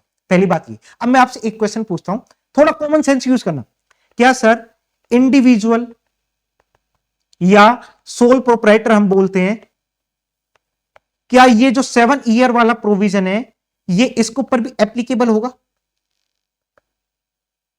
बताओ, इंडिविजुअल या सोल प्रोप्राइटर के ऊपर पूरा SQC 1 SE 220 लगता है। हम जब जहां पे फर्म यूज कर रहे हैं ना, फर्म मींस कहीं ना कहीं आपका सोल प्रोप्राइटर भी और वहां पे फर्म भी, जो आपकी सीए फर्म होती है वो भी, दोनों चीजें इंक्लूड होती है। तो सर ये जो इंडिविजुअल सोल प्रोप्राइटर, मैं खुद हूं, मैं चार्टर्ड अकाउंटेंट, मेरा कोई पार्टनर नहीं है, मेरा खुद के प्रैक्टिसिंग है, तो सर ये क्या मेरे ऊपर भी एप्लीकेबल होगा 7 ईयर वाला प्रोविजन? सोचो, जनरली सोचो।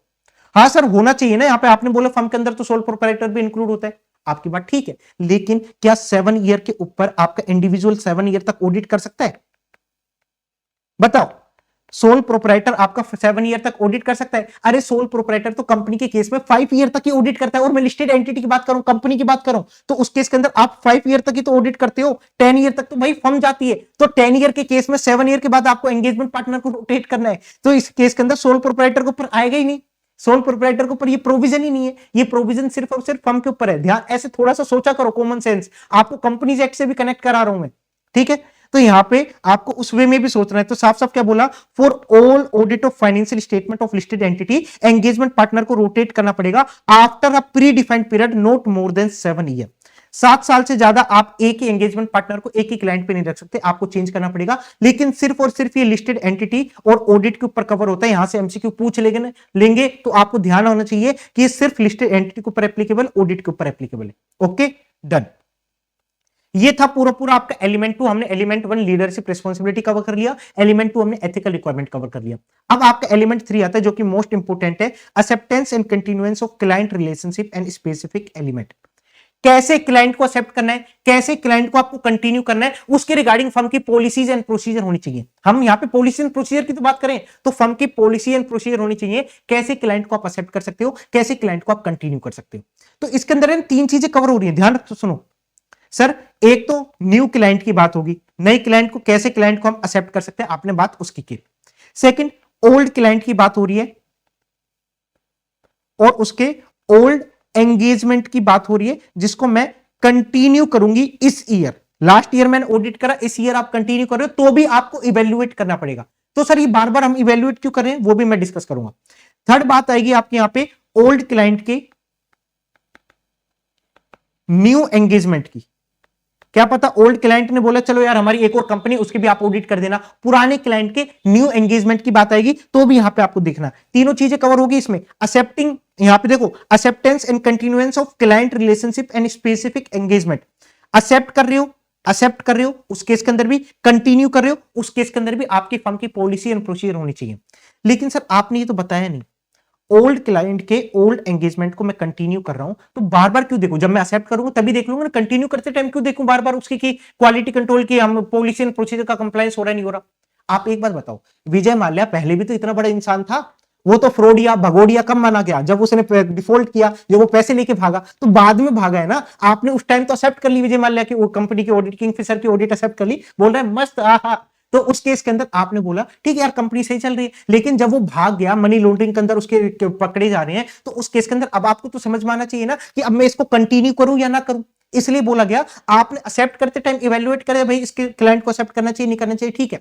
हर साल जब आप कंटिन्यू करोगे तो बीच में अगर आपको ऐसा भी तो हो सकता है, क्या पता लगे वो मनी लॉन्ड्रिंग के अंदर इन्वॉल्व है वो कंपनी, तो उस केस के अंदर आप नेक्स्ट ईयर अब आपको कंटिन्यू करना चाहिए नहीं करना चाहिए, उसको भी इवेल्युएट करोगे, उसको भी इवेल्युएट करोगे। तो वही बात यहां पे बोली गई, firm should establish policies and procedure. देखो वही same line, firm should establish policy and procedure for acceptance and continuance of client relationship. उसके रिगार्डिंग फर्म की पॉलिसी एंड प्रोसीजर होनी चाहिए। Specific engagement, firm will undertake और continue relationship and engagement only where he has considered the integrity of the client. जहां पे उसको integrity check करनी पड़ेगी क्लाइंट को, 3 चीजें आपको इवेल्युएट करनी पड़ेगी, क्लाइंट की इंटीग्रिटी, सेकंड क्या आपके पास सफिशिएंट रिसोर्सेज अवेलेबल है, क्या आपके पास सफिशिएंट टाइम है उस ऑडिट को कंप्लीट करने का, engagement team is competent to perform the engagement and has a capability, time and resources to do so.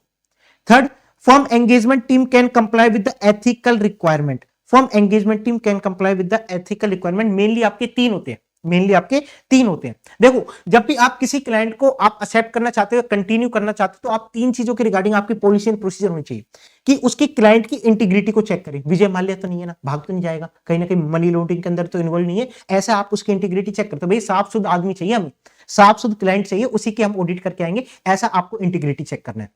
क्या पता आपको वो फेक डॉक्यूमेंट सबमिट कर दे, हो सकता है, ठीक है। सेकंड केस आता है कहीं ना कहीं वहां पे आपको फर्म की कॉम्पिटेंस भी देखना है। आपके पास आ गया मुकेश अंबानी कि भाई हमारा ऑडिट कर दो, हाँ हाँ मैं कर दूंगा, आपने पीछे मुड़ के देखा भैया 2 आर्टिकल बैठे हैं और एक खुद मैं चार्टर्ड अकाउंटेंट हूं, मैं बोल रहा हूं मैं ऑडिट कर दूंगा। अरे भैया कंपनी देखो ना कितनी बड़ी है, क्या आपके पास कॉम्पिटेंस है, क्या आपके पास सफिशिएंट रिसोर्सेज अवेलेबल है, क्या आप कर पाओगे टाइम के अंदर, क्योंकि लिस्टेड एंटिटी के अंदर विद इन 60 डेज आपको ऑडिट रिपोर्ट सबमिट करनी पड़ती है, क्या आप कर पाओगे, नहीं कर पाएंगे सर। तो इसलिए आपको इवेल्युएट करना पड़ेगा जब कोई नया क्लाइंट आपके पास आता है या फिर आप कंटिन्यू करना चाहते हो कि भैया एंगेजमेंट टीम की कॉम्पिटेंस है टू परफॉर्म सच एंगेजमेंट, साथ साथ आपके पास कैपेबिलिटी है, टाइम है, रिसोर्स है उसको कंप्लीट करने के रिगार्डिंग, ठीक है। साथ साथ आपको यह भी देखना पड़ेगा एथिकल रिक्वायरमेंट का आप कंप्लाई कर पाओगे नहीं कर पाओगे। क्या पता आपके पास नया ऑडिट आया, नया ऑडिट आया, किसका ऑडिट आया सर, मेरे पास अडानी का ऑडिट आया, अडानी छोड़ो मेरे पास आया किसी कंपनी का ऑडिट आया। अब वो कंपनी किसकी पता है, मेरी जो वाइफ है उसके फादर की वो कंपनी है, मेरी जो वाइफ है उसके फादर की वो कंपनी है। अब बताओ क्या मैं उसके वहां पे एथिकल रिक्वायरमेंट का कहने की दिक्कत होगी नहीं होगी? इंडिपेंडेंस कहने के मेंटेन कर पाऊंगा? नहीं कर पाऊंगा। वहां पे मैं कुछ गड़बड़ निकालूंगा, वो मेरी गड़बड़ निकाल देगी, मेरी बीवी मेरी गड़बड़ निकाल देगी ना। तो इसीलिए कहीं ना कहीं एथिकल रिक्वायरमेंट को भी आप चेक करना पड़ेगा। जब आप क्लाइंट को एक्सेप्ट करोगे, कंटिन्यू करोगे, फिर आप देखो कि यार कहीं ना कहीं आप वहां पे आपका एथिकल रिक्वायरमेंट का कंप्लाई कर पाओगे, नहीं कर पाओगे। सर कंटिन्यू करते टाइम एथिकल रिक्वायरमेंट का कैसे हो सकता है? मान के चलो मैं किसी क्लाइंट की ऑडिट कर रहा हूं, किसी क्लाइंट की ऑडिट कर रहा हूं, एक्स पर्सन है जिसकी मैं ऑडिट कर रहा हूं, 4 to 5 ईयर हो गए, वहां पे जो मैं डील करता हूं उसकी बेटी से डील करता हूं। 5th ईयर के बाद मेरी उससे शादी हो गई, 5th ईयर के बाद मेरी उससे शादी हो गई, क्या 6th ईयर में उसकी ऑडिट कर पाऊंगा उस क्लाइंट की, एक्स क्लाइंट की? नहीं कर सकता सर, क्योंकि कहीं ना कहीं अब एथिकल रिक्वायरमेंट की दिक्कत आ सकती है। लिंक करो, पर्सनल लेवल पे लिंक करो, आपको सारी चीजें समझ आएगी। ठीक है, तो आप ये 3 चीजें इवेल्युएट करोगे जब भी किसी क्लाइंट को एक्सेप्ट करोगे या कंटिन्यू करोगे, या आपके फर्म की पॉलिसीज एंड प्रोसीजर होनी चाहिए। सर व्हाट इफ मुझे इंटीग्रिटी पता नहीं लग पा रही, लैक ऑफ इंटीग्रिटी है, तो आपको कहीं ना कहीं आपके पास कोई इंफॉर्मेशन नहीं है ना, तो आप उसको मान के चलना वो लैक ऑफ इंटीग्रिटी है, कहने के उसके वहां पे इंटीग्रिटी नहीं है, तो उस ऐसे एंगेजमेंट को आप एक्सेप्ट मत करना। फोर्थ एक और पॉइंट आता है, significant matter that has arisen during the current year and previous audit engagement and their implication. आपको ये भी इवेल्युएट करना पड़ेगा, लेकिन ये स्पेसिफिकली एसए 220 का पॉइंट है। मैंने बोला था ना एसक्यूसी 1 और एसए 220 कराऊंगा, तो एसक्यूसी 1 और एसए 220 के अंदर सेम बात बोलता है, दोनों जगह सेम बात बोलता है, आपको ये 3 चीजें इवेल्युएट करनी है। लेकिन एसए 220 के अंदर एक पॉइंट एक्स्ट्रा बोलता है कि है ना, significant matter that is arising during the current year. आपको जो करंट ईयर के अंदर कुछ ऐसे मैटर अराइज हो गए, या लास्ट टाइम आप जब ऑडिट कर रहे थे आपको कुछ ऐसे मैटर मिल गए जिससे आपको लगता है यार मैं अब इसको कंटिन्यू नहीं करना चाहता, तो उसको भी आप इवेल्युएट करके चलना। तो ये आपका फोर्थ पॉइंट है, इसको भी आप इवेल्युएट करके चलना, उसका इंप्लीकेशन क्या होगा उसको भी आप इवेल्युएट करके चलना। मान के चलो सर मैंने जब ये चीजें इवेल्युएट करी, मुझे इश्यूज फाइंड हुए, मुझे पता लगा यार कहीं ना कहीं यहाँ पे इंटीग्रिटी के अंदर दिक्कत है, या कहीं ना कहीं मेरे पास सफिशिएंट मेरे रिसोर्सेज अवेलेबल नहीं है इसको ऑडिट करने के रिगार्डिंग। फिर भी आपने उसको एक्सेप्ट कर लिया, फिर भी आपने उसको एक्सेप्ट कर लिया, तो भैया अब आप एक्सेप्ट कर रहे हो तो कहीं ना कहीं अब ये हो गया ना कि आपने उसको इंटीग्रिटी बिल्कुल ठीक है, जब भी आप एक्सेप्ट कर रहे हो तो उस इश्यूज जो आपको शुरू में इश्यूज मिले थे उसको आपने रिजोल्व किया होगा, जब भी तो आप एक्सेप्ट कर रहे हो। तो जो इश्यूज आपको मिले थे उसको रिजोल्व किया, उसको डॉक्यूमेंट करके चलना। If issues are identified and firm decide to accept the relationship, आपको डॉक्यूमेंट करना पड़ेगा उस इश्यूज को कैसे आपने रिजोल्व किया। अगर सर इश्यूज रिजोल्व नहीं हुए फिर भी आपने एक्सेप्ट कर लिया, तो यहां पे नॉन कंप्लायंस हो जाएगा, एसक्यूसी 1 एसए 220 का ध्यान रखना। ठीक है, अब आते हैं सर, एक बात बताओ, आपने बोला इंटीग्रिटी को चेक करना पड़ेगा, आपको कॉम्पिटेंस परफॉर्मिंग एंगेजमेंट के रिगार्डिंग चेक करना पड़ेगा, कैपेबिलिटीज है नहीं वो चेक करना पड़ेगा, एथिकल रिक्वायरमेंट को चेक करना पड़ेगा। सर सबसे पहले मुझे ये बताओ इंटीग्रिटी को चेक कैसे करूं, क्लाइंट की इंटीग्रिटी चेक कैसे करूं, आप ये तो बताओ। तो जब मैं क्लाइंट की इंटीग्रिटी की बात कर रहा हूं ना, तो आपको कुछ नहीं करना, क्लाइंट के पास जाना है, क्लाइंट को गूगल पे सर्च करना है कि विजय माल्या किंगफिशर।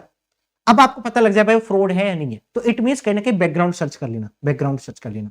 क्लाइंट जो है, क्लाइंट मतलब जो आपके मान के चलो आपका किंगफिशर क्लाइंट है, उसका जो आपका पार्टनर्स है, सॉरी उसके जो डायरेक्टर्स हैं उसको इवेल्युएट करना, की मैनेजरियल पर्सन्स है उनको आप इवेल्युएट करना, भाई उनकी इंटीग्रिटी कैसी आप वो चेक करना। फर्म किस बिजनेस में एंगेज है, क्या पता वो बैटिंग कराती हो, फर्म फर्म का काम ही है, कंपनी का काम ही है, जो आपका क्लाइंट है उसका काम ही है भाई वो महाराजा बैटिंग ऐप है, महाराजा बैटिंग के रिगार्डिंग वो पूरी कंपनी है, तो कराती क्या है वो ऑनलाइन बैटिंग सट्टा खिलाती है। तो ऐसे क्लाइंट को आप एक्सेप्ट करोगे, भाई वो इलीगल बिजनेस के अंदर है वो नहीं कर सकते, मनी लॉन्ड्रिंग के अंदर इन्वॉल्व नहीं करोगे, तो ऐसे आप इंटीग्रिटी चेक कर सकते हो। आप भैया मुझे क्यों एक्सेप्ट करो, पुराने वाले क्लाइंट को आप क्यों छोड़ के आ रहे, सॉरी पुराने वाले आप सीए को छोड़ के मेरे पास क्यों आ रहे हो, आप उसका रीजन लोगे। क्या भैया लिमिटेशन तो इंपोज नहीं कर देगा हमारे ऊपर, क्या हम ऑडिट टाइम पे कंप्लीट कर पाएंगे नहीं कर पाएंगे, वो सारी चीजें देखना इंटीग्रिटी के रिगार्डिंग। देखो बिजनेस की रेपुटेशन देख लेना, ऑफ क्लाइंट प्रिंसिपल ओनर की मैनेजमेंट रिलेटेड पार्टी टीसीडब्ल्यूजी, इनकी रेपुटेशन देख लेना, इससे आपको पता लग जाएगा। नेचर क्या क्लाइंट ऑपरेशंस का इंक्लूडिंग बिजनेस प्रैक्टिसेस कैसी, उसके रिगार्डिंग आपको पता लग जाएगा। क्या आपको पता लगे यार ये बैटिंग का काम कराता हो या ये इलीगल बिजनेस में है। Whether the client is aggressively concern with maintaining firm fee as low as possible, कहीं क्लाइंट आपकी फर्म की फी कम से कम रखने का तो नहीं कर रहा। लाइक आप क्लाइंट बोल रहा है कि नहीं नहीं यार हम आपको 3 लाख रुपीस देंगे, हम बोले नहीं भाई हमारा मिनिमम 5 लाख रुपीस चाहिए, हमें 3 लाख तो हमारा खर्चा होगा, फिर भी बोले नहीं नहीं हम आपको 3 लाख रुपीस देंगे। तो सर इससे इंटीग्रिटी के ऊपर क्या दिक्कत आएगी। अरे आप सोचो, आपको पता है आपका खर्चा ही 3 लाख होगा, आपको पता है आपका खर्चा ही 3 लाख होगा और क्लाइंट बहुत ज्यादा आपको फोर्स कर रहा है 3 लाख में एक्सेप्ट करने के लिए, क्योंकि पता है 3 लाख का खर्चा होगा। अगर आपने 3 लाख में एक्सेप्ट कर ली तो 3 लाख का तो खर्चा करोगे नहीं। अब आप खर्चा कितने करोगे, 2 लाख का करोगे या 1.5 लाख का करोगे, आपको प्रॉफिट भी तो निकालना है, आपको अपनी जेब में भी तो कुछ लेके जाना है। तो उस केस के अंदर आप क्या करोगे, कहीं ना कहीं क्वालिटी से कॉम्प्रोमाइज करोगे, कहीं ना कहीं जो डिटेल में आप चेकिंग कर सकते थे अब वो डिटेल में चेकिंग नहीं करोगे, जिससे वो क्लाइंट बच सकता है। क्लाइंट का ये दिमाग है, क्लाइंट बच सकता है, इसलिए यहां पे बोला गया अगर क्लाइंट एग्रेसिवली कंसर्न है फर्म की fee as low as possible maintain करने के लिए, तो आप समझ जाना कहीं ना कहीं इंटीग्रिटी के ऊपर डाउट क्रिएट हो सकता है। आपके ऊपर कहीं लिमिटेशन तो नहीं लगा रहा, आपके स्कोप ऑफ वर्क के ऊपर इनएप्रोप्रिएट लिमिटेशन, वो भी एक इंडिकेशन हो सकता है। इसके अलावा कहीं वो मनी लॉन्ड्रिंग या क्रिमिनल एक्टिविटीज के अंदर तो इन्वॉल्व नहीं है, वो भी आपके एक इंडिकेशन हो सकता है। रीजन क्या है, मुझे अपॉइंट करने का as a chartered accountant appoint करने का, as a state auditor appoint करने का, प्रीवियस वाले को आप क्यों अपॉइंट नहीं कर रहे, री अपॉइंट नहीं करे, उसके रिगार्डिंग आप उसका रीजन ऑब्टेन करना, उससे आपको पता लग जाएगा। साथ साथ क्या पता क्लाइंट प्रिंसिपल ओनर का एटीट्यूड शो होता हो, आप वहां पे गए मीटिंग करने गए फर्स्ट टाइम कि भाई हम आपके आप क्लाइंट हो, आपके एंगेजमेंट को एक्सेप्ट करेंगे, तो एक बार हम मीटिंग कर लेते हैं। मीटिंग में आपको पता लगा क्लाइंट प्रिंसिपल जो ओनर है उसका एटीट्यूड ही बेकार है, एटीट्यूड ही बेकार है, वो शो करता है कि भाई कहीं ना कहीं हम इलीगल काम करते हैं, कहीं ना कहीं हम नॉन कंप्लायंस करते हैं, तो आप एक्सेप्ट करके मत चलना। इन सारी चीजों से आप इंटीग्रिटी इवेल्युएट कर सकते हो, इन सारी चीजों से आप इंटीग्रिटी इवेल्युएट कर सकते हो। तो सबसे पहले बात है सर हमें 3 चीजें इवेल्युएट करनी है, इंटीग्रिटी, फर्म की कॉम्पिटेंस, साथ साथ रिसोर्स टाइम, और इसके अलावा आपको वहां पे देखना है एथिकल रिक्वायरमेंट का कंप्लायंस हो रहा है नहीं हो रहा। मेन आप ये 3 चीजें देखते हो। इंटीग्रिटी कैसे देखेंगे, उसके रिगार्डिंग सर्टेन मैटर से, इससे आप इवेल्युएट कर सकते हो भाई क्लाइंट की इंटीग्रिटी कैसी है। सेकंड सर बात आई, आपने बोला फर्म की कॉम्पिटेंस हम देखेंगे, फर्म के एम्प्लॉइज की कॉम्पिटेंस देखेंगे, उनके पास सफिशिएंट रिसोर्सेज है या नहीं है, टाइम है या नहीं है, वो सारी चीजों को हम इवेल्युएट करेंगे। कैसे इवेल्युएट करोगे, तो फर्म ने बोला ठीक है, फर्म ने क्या बोला, आप है ना अपनी फर्म के अंदर झांक के देखो, ये आपकी फर्म है, आप अपनी फर्म के अंदर झांक के देखो कितने आर्टिकल्स हैं, कितने सीए हैं, क्या आपके पास सफिशिएंट रिसोर्सेज हैं। आपने ये झांक के देखा।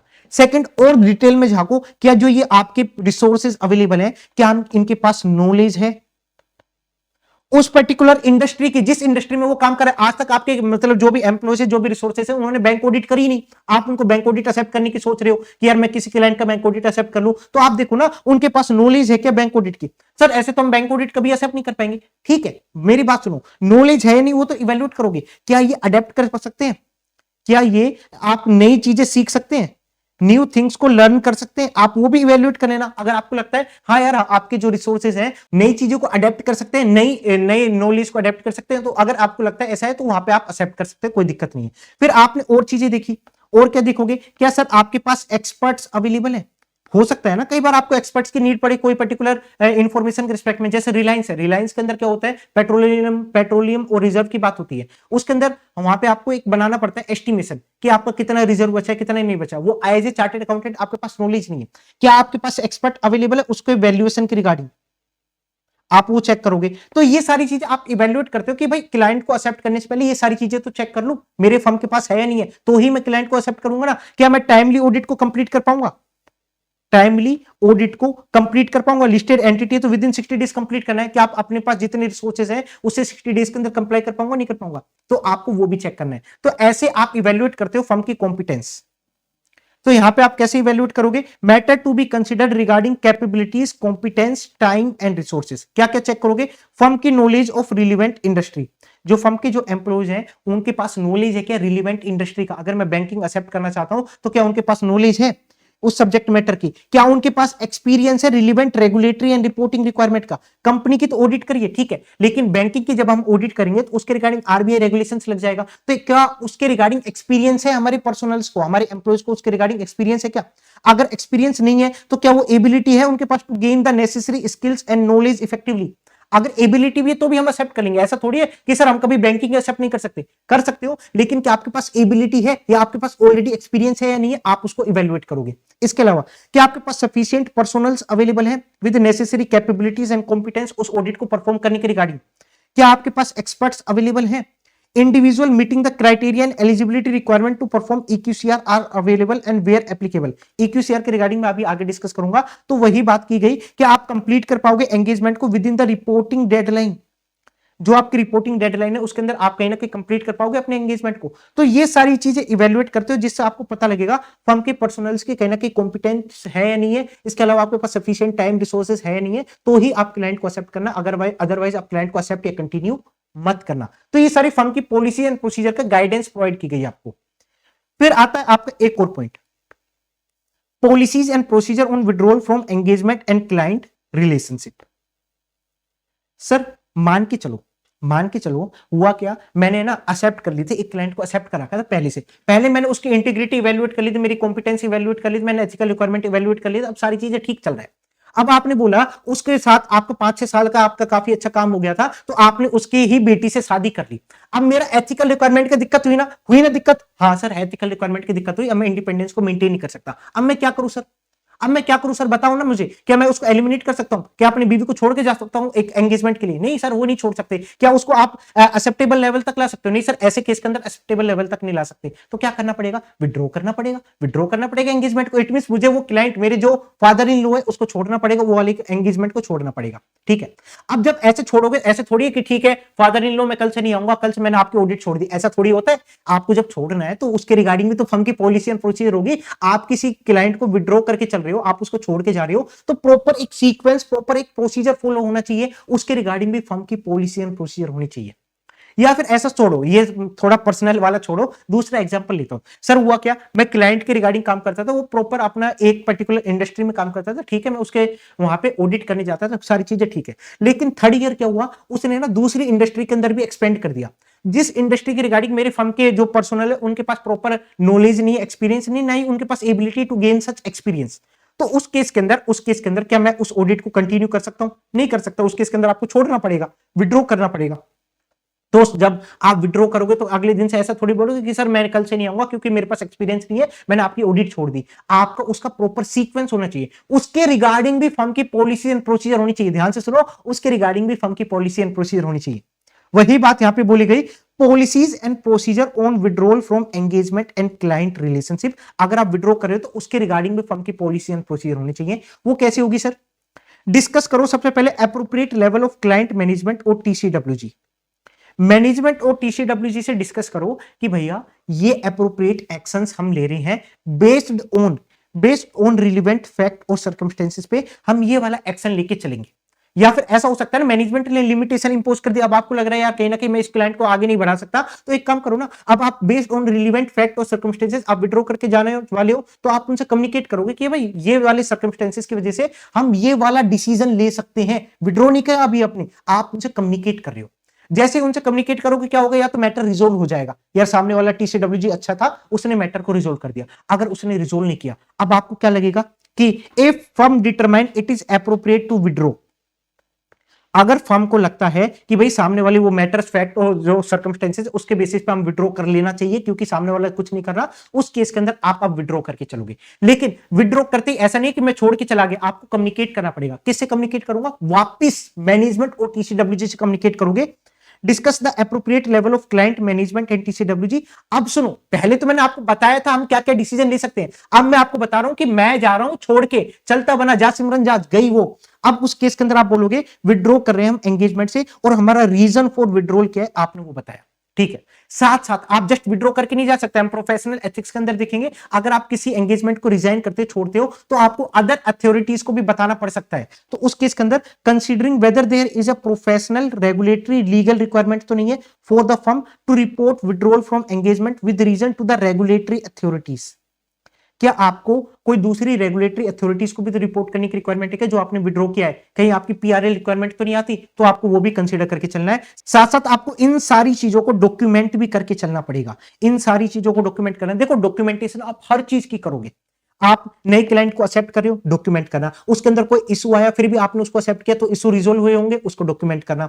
आपने इंटीग्रिटी चेक करी, उसको डॉक्यूमेंट करना। एथिकल रिक्वायरमेंट की पॉलिसी एंड प्रोसीजर, सारी चीजें आप डॉक्यूमेंट करके चलोगे। तो यहां पे भी साफ साफ बोला गया, जो जो इश्यूज आपको रेज हुए थे, सिग्निफिकेंट इश्यूज, जिस कंक्लूजन पे आप पहुंचे, अगर आपने कहीं से कंसल्टेशन ऑब्टेन करी, उसको भी डॉक्यूमेंट करना, और बेसिस फॉर कंक्लूजन क्या है, उसको भी डॉक्यूमेंट करना। इट मीन डॉक्यूमेंटेशन आपकी हर चीज की होगी। मैं आगे दिखाऊंगा ना, हर एसेस की रिगार्डिंग आपकी डॉक्यूमेंटेशन होती है। तो डॉक्यूमेंटेशन तो आपकी करनी पड़ेगी। आप बस ये ध्यान रखो SQC 1 SC 220 के अंदर आपकी पॉलिसीज एंड प्रोसीजर बनेगी, हर एलिमेंट्स के रिगार्डिंग आपकी पॉलिसी एंड प्रोसीजर बनेगी, हर टॉपिक के रिगार्डिंग आपकी पॉलिसी एंड प्रोसीजर बनेगी। जैसे इसके अंदर देखा कि भाई फर्म विड्रॉ करना चाहती है, उसके रिगार्डिंग भी फर्म की पॉलिसी एंड प्रोसीजर है, एक सीक्वेंस के अंदर आपको विड्रॉ करना पड़ेगा। एग्जाम्पल भी है, if client started to expand its operation into area where firm does not possess necessary skills, जहां पे आपके पास नेसेसरी स्किल्स नहीं है, ना ही एबिलिटी है to gain the necessary skills, उस केस के अंदर आप विड्रॉ कर सकते हो। नोट एक्सेप्ट और कंटिन्यू सच एंगेजमेंट, अगर आपने एक्सेप्ट नहीं किया हुआ तो आप एक्सेप्ट करना ही मत, अगर आप ऑलरेडी एक्सेप्ट कर चुके हो, कंटिन्यू करना चाहते हो तो आप कंटिन्यू मत करना। Where engagement partner obtain information that would cause the firm to decline the engagement if info has been available earlier, आप ऑडिट करने गए, आपने एक्सेप्ट कर लिया, आप ऑडिट करने गए, एंगेजमेंट पार्टनर को कोई ऐसी इंफॉर्मेशन मिल गई, अगर वो पहले मिल जाती है एक्सेप्ट करने से पहले, मैं एंगेजमेंट एक्सेप्ट ही नहीं करता, मैं एंगेजमेंट एक्सेप्ट ही नहीं करता, उस केस के अंदर बोला गया एंगेजमेंट पार्टनर आप एक काम करना, फर्म से कम्युनिकेट करना कि आपको कौन सी इंफॉर्मेशन मिली है, फिर आप एप्रोप्रिएट एक्शन लेके चला। एप्रोप्रिएट एक्शन कुछ भी हो सकता है, आप विड्रॉ करके भी जा सकते हो, कुछ भी आपका एप्रोप्रिएट एक्शन हो सकता है।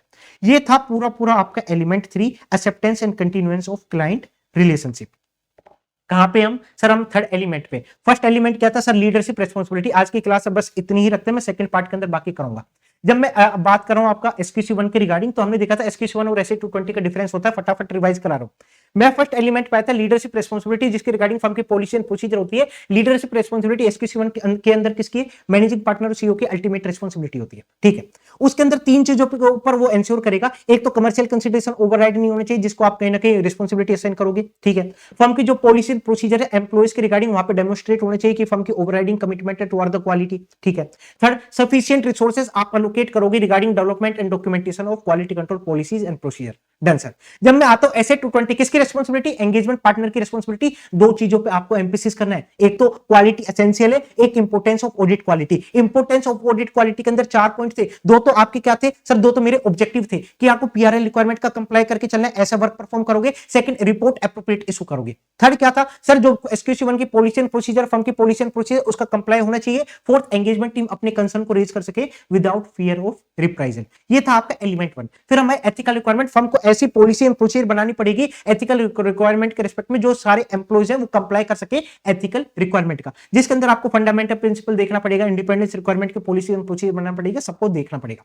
अब जैसे फर्म ने पॉलिसी एंड प्रोसीजर बनाई इंडिपेंडेंस रिक्वायरमेंट के साथ साथ, फर्म को एंश्योर करना पड़ेगा जो आपकी पॉलिसी एंड प्रोसीजर वो आप कम्युनिकेट करो अपने सारे पर्सनल से, सो दैट वो कंप्लाई कर सके। आपको इवेल्युएट करना पड़ेगा, आइडेंटिफाई करना पड़ेगा कोई ऐसे सर्कमस्टेंसेस, कोई ऐसे थ्रेट तो क्रिएट नहीं हो रहे इंडिपेंडेंस के ऊपर, अगर कोई थ्रेट क्रिएट हो रहा है तो एप्रोप्रिएट एक्शन लेके चलना। एक्शन के अंदर वही 3 चीज आ सकती है, विड्रॉ करके सकते हो, विड्रॉ तो बाद की बात है, पहले आप एलिमिनेट करोगे, रिड्यूस करोगे एक्सेप्टेबल लेवल तक, अगर ये दोनों नहीं होता तो आप विड्रॉ करके चलोगे।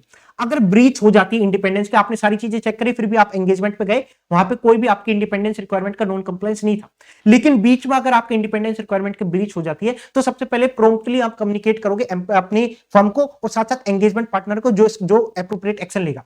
फिर दोनों मिलकर एप्रोप्रिएट एक्शन लेंगे, नेसेसरी एक्शन लेंगे, उस मैटर को रिजोल्व करेंगे, ठीक है सर। सर जो मैंने पॉलिसी एंड प्रोसीजर बनाई इंडिपेंडेंस रिक्वायरमेंट के फर्म लेवल पे, एंगेजमेंट लेवल पे भी तो होना चाहिए, तो आप एंश्योर करोगे यार कंप्लाई हो रहा है नहीं हो रहा फर्म की पॉलिसी एंड प्रोसीजर का एंगेजमेंट लेवल पे, और एंगेजमेंट पार्टनर आपको 3 चीजें करनी पड़ेगी। सबसे पहले ऑब्टेन करना इंफॉर्मेशन सर्कमस्टेंसेस, जहां जहां पे थ्रेट क्रिएट हो सकते हैं इंडिपेंडेंस का। फिर उन इंफॉर्मेशन को आप इवेल्युएट करोगे, क्या यहाँ पे नॉन कंप्लायंस हो रहा है कि आपके इंडिपेंडेंस रिक्वायरमेंट की पॉलिसी एंड प्रोसीजर का। अगर आपको लगता है नॉन कंप्लायंस हो रहा है तो एप्रोप्रिएट एक्शन लेके चलना, वो हमने देखा था। साथ साथ साल के अंदर एक बार आपको रिटर्न कंफर्मेशन लेना पड़ेगा, जो भी आपके एम्प्लॉइज हैं, रिलेवेंट एम्प्लॉइज, उन्होंने कंप्लाई किया है इंडिपेंडेंस रिक्वायरमेंट की फर्म की पॉलिसी एंड प्रोसीजर का। साथ साथ आपको सेफगार्ड्स भी लगाना पड़ेगा अगर कोई फैमिलियरिटी थ्रेट क्रिएट हो रहा है तो, और वहां पे आपका लॉ क्या बोलता है कि अगर आप ऑडिट कर रहे हो लिस्टेड एंटिटी का, तो एंगेजमेंट पार्टनर को रोटेट करना पड़ेगा आफ्टर आप प्री डिफाइंड पीरियड। कितने का होना चाहिए प्री डिफाइंड पीरियड? 7 ईयर का आपका प्री डिफाइंड पीरियड होना चाहिए। फिर हमारे थर्ड एलिमेंट पे, थर्ड एलिमेंट था आपका acceptance and continuance of client engagement. Firm ऐसी पॉलिसी एंड प्रोसीजर बनाएगा कि आपको किसी क्लाइंट को एक्सेप्ट करने से पहले या कंटिन्यू करने से पहले, उस केस के अंदर आपको कुछ चीजें इवेल्युएट करनी पड़ेगी। कितनी चीजें इवेल्युएट करेंगे? नॉर्मली 3, लेकिन ऐसे 220 को मिला के 4 चीजें। कौन कौन सी? इंटीग्रिटी चेक करेंगे क्लाइंट का, फर्म के एम्प्लॉइज की कॉम्पिटेंस चेक करेंगे, रिसोर्सेज, टाइमलीनेस, वो सारी चीज आप चेक करोगे। थर्ड, आप एथिकल रिक्वायरमेंट का कंप्लाई कर पाओगे नहीं कर पाओगे वो चेक करोगे। और अगर आपको सिग्निफिकेंट इश्यूज रेज हुए थे करंट ईयर या प्रीवियस ईयर ऑडिट के अंदर, तो उसके इंप्लीकेशंस को आप इवैल्यूएट करके चलोगे, ठीक है सर। इसके अलावा सर आप सबसे पहले मुझे बताओ, आपने बोला इंटीग्रिटी को चेक करेंगे, कैसे चेक करूं इंटीग्रिटी को? तो आपके पास काफी सारे ऑप्शन है। रेपुटेशन चेक कर लेना, एम्प्लॉइज की, सॉरी एम्प्लॉय नहीं, क्लाइंट के, प्रिंसिपल ओनर की, उनकी रेपुटेशन देख लेना। क्या क्लाइंट आपकी फर्म की fee as low as possible करने के लिए कंसर्न तो नहीं है, आपको चेक कर लेना। इसके अलावा क्या लिमिटेशन तो इंपोज नहीं करे, इनएप्रोप्रिएट लिमिटेशन आपके ऊपर, आपको चेक कर लेना। क्या मनी लॉन्ड्रिंग के अंदर तो इन्वॉल्व नहीं है, इलीगल एक्टिविटी के अंदर तो इन्वॉल्व नहीं है, नेचर ऑफ ऑपरेशंस कैसा है, वो सारी चीजें आप इवेल्युएट करके आप इंटीग्रिटी आइडेंटिफाई कर सकते हो क्लाइंट की।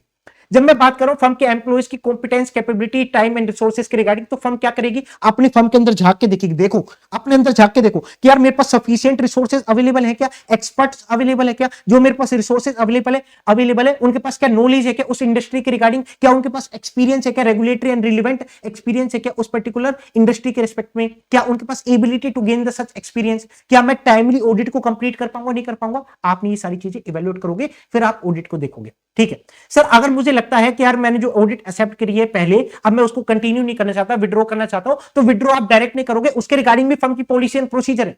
आपको बोला सबसे पहले आप कम्युनिकेट करो मैनेजमेंट और टीसीडब्ल्यूजी से कि हम विड्रॉ कर सकते हैं या क्या, हम क्या डिसीजन ले सकते हैं, आप वो कम्युनिकेट करोगे based on facts and circumstances. जो फैक्ट और सर्कमस्टेंसेस मुझे मिले हैं उसके बेसिस पे हमारी फर्म क्या डिसीजन ले सकती है, आपने वो कम्युनिकेट किया। अब भी आपको लगता है कि यार इससे रिजोल्व नहीं हुआ मैटर, तो अब आपको लगता है it is appropriate to withdraw, appropriate withdraw करना, उस केस के अंदर आप क्या करोगे, वापस कम्युनिकेट करोगे मैनेजमेंट टीसीडब्ल्यूजी से कि अब हम जा रहे हैं विड्रॉ करके और हमारा रीजन फॉर विड्रॉल क्या, आपने कम्युनिकेट किया। Done sir.